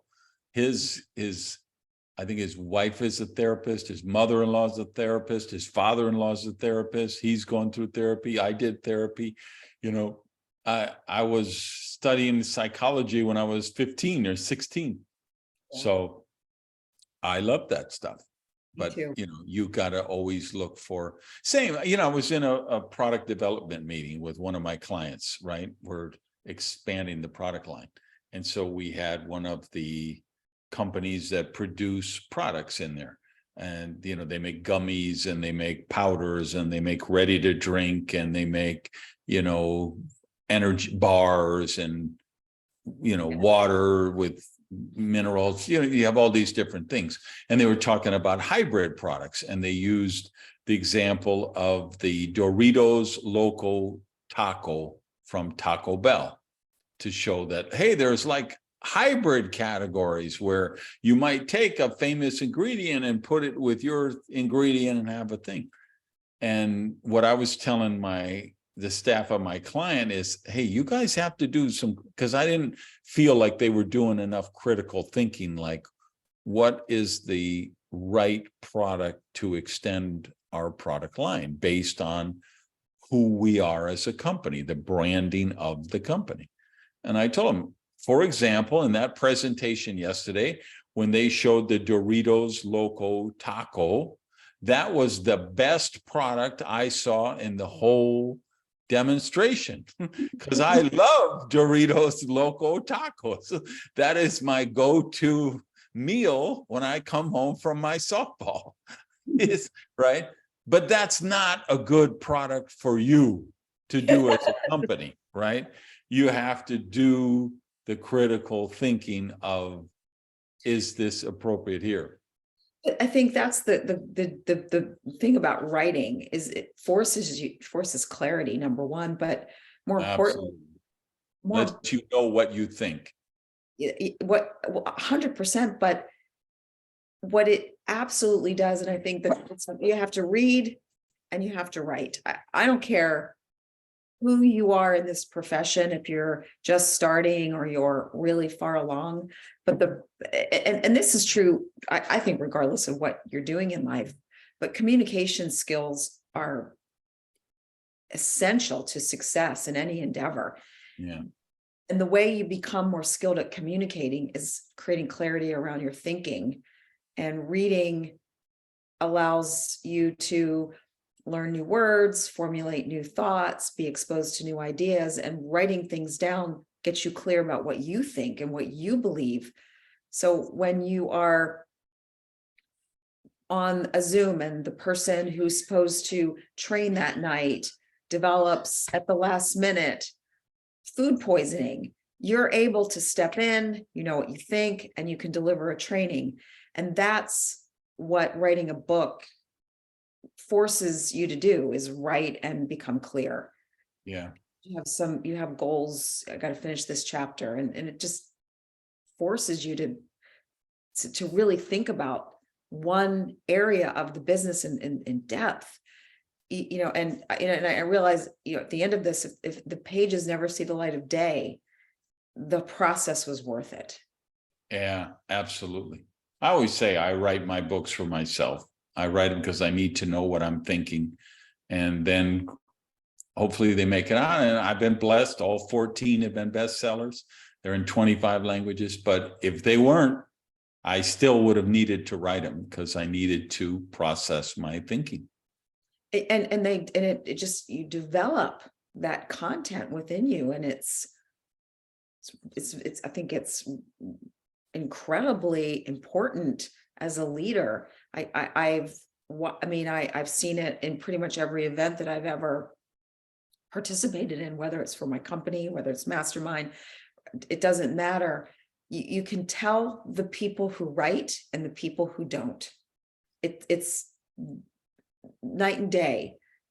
When you speak, I can tell you've spent a lot of time collecting and cultivating your thoughts, where I find sometimes the people speaking, they're trying to come up with, it's like they come up with an idea that's kind of catchy or clever, but they never really manage to deliver content that's interesting or new, or it's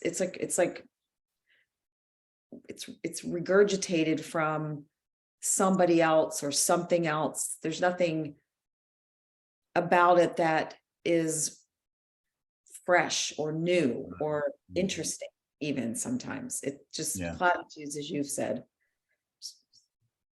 I mean, All right. Any last words you want to say to the multitudes out there in the real world before we say goodbye? in the real world, I would say, if you kind of deconstruct the last couple of hours, the things that I would pull away from this are, really look at what tools you have in place for duplication. Really think about what tools you have in place to create duplication in your organization. Understand that it's time to get out from outside of the computer. Recognize that social media is a great place to meet people, but it's not where you're going to really build your organization and your business. Become a reader and work on your writing skills, because all of these are going to serve you, and choose a focus. I think, I mean, that would be something that I would say to somebody in my organization, which is like, decide what you want and be really clear about what you want. Maybe journal that a little bit so that you can understand that maybe some things that you might do to support yourself while you're reaching your goals in network marketing, but be really clear that what you're going to get out of network marketing versus maybe some of the other things that you're doing, so that you can make the appropriate investment in this business. Amen. And thank you for all that. Thank you for that poignant, beautiful summary. Thank you for the work you're doing in the profession, and thank you for who you are. For you guys watching, subscribe to the channel and share this video. I think this series of Chopping It Up, I'm really lit up about it because of the people I've already done and the people I have scheduled for this. It's not TikTok. It's not for stupid people. This is deep dive stuff, 2, 3, 4 hours, whatever it takes to really just have these deep dive conversations into our profession and success routines. So make sure, I think we're going to end up with a library here of shows that are just going to be life transforming for people. So Miss Dana Collins, thank you for being part of the process. Thank you, Randy. Thank you for all you're doing. And I'm going to say one more time, subscribe to Duplication Nation. I'm not being paid to say that. I can tell you unequivocally that for professional development, you pick one person and study that person, whatever they have. And I think Randy has got the most current and relevant content. And I know that I'm so excited about the tools that you're putting forward with the newsletter. I was probably the first person to hit subscribe, because you did another newsletter many years ago, something confidential. It was confidential in it. I think I still have all of those newsletters because there was like so much in them that was like created levels of understanding that I would not have had otherwise. So thank you for all of this, because it's definitely going to help people raise their network marketing understanding and level up in their business. I really believe that. Well, thank you for that. So duplicationnation.com is the website, and or the newsletter for leaders is mlmconfidential.com. And so this is the YouTube channel, and there's also an Instagram account, so follow us there. Miss Dana, thanks again. For everybody who's watching, thank you. Peace, love, and unicorns.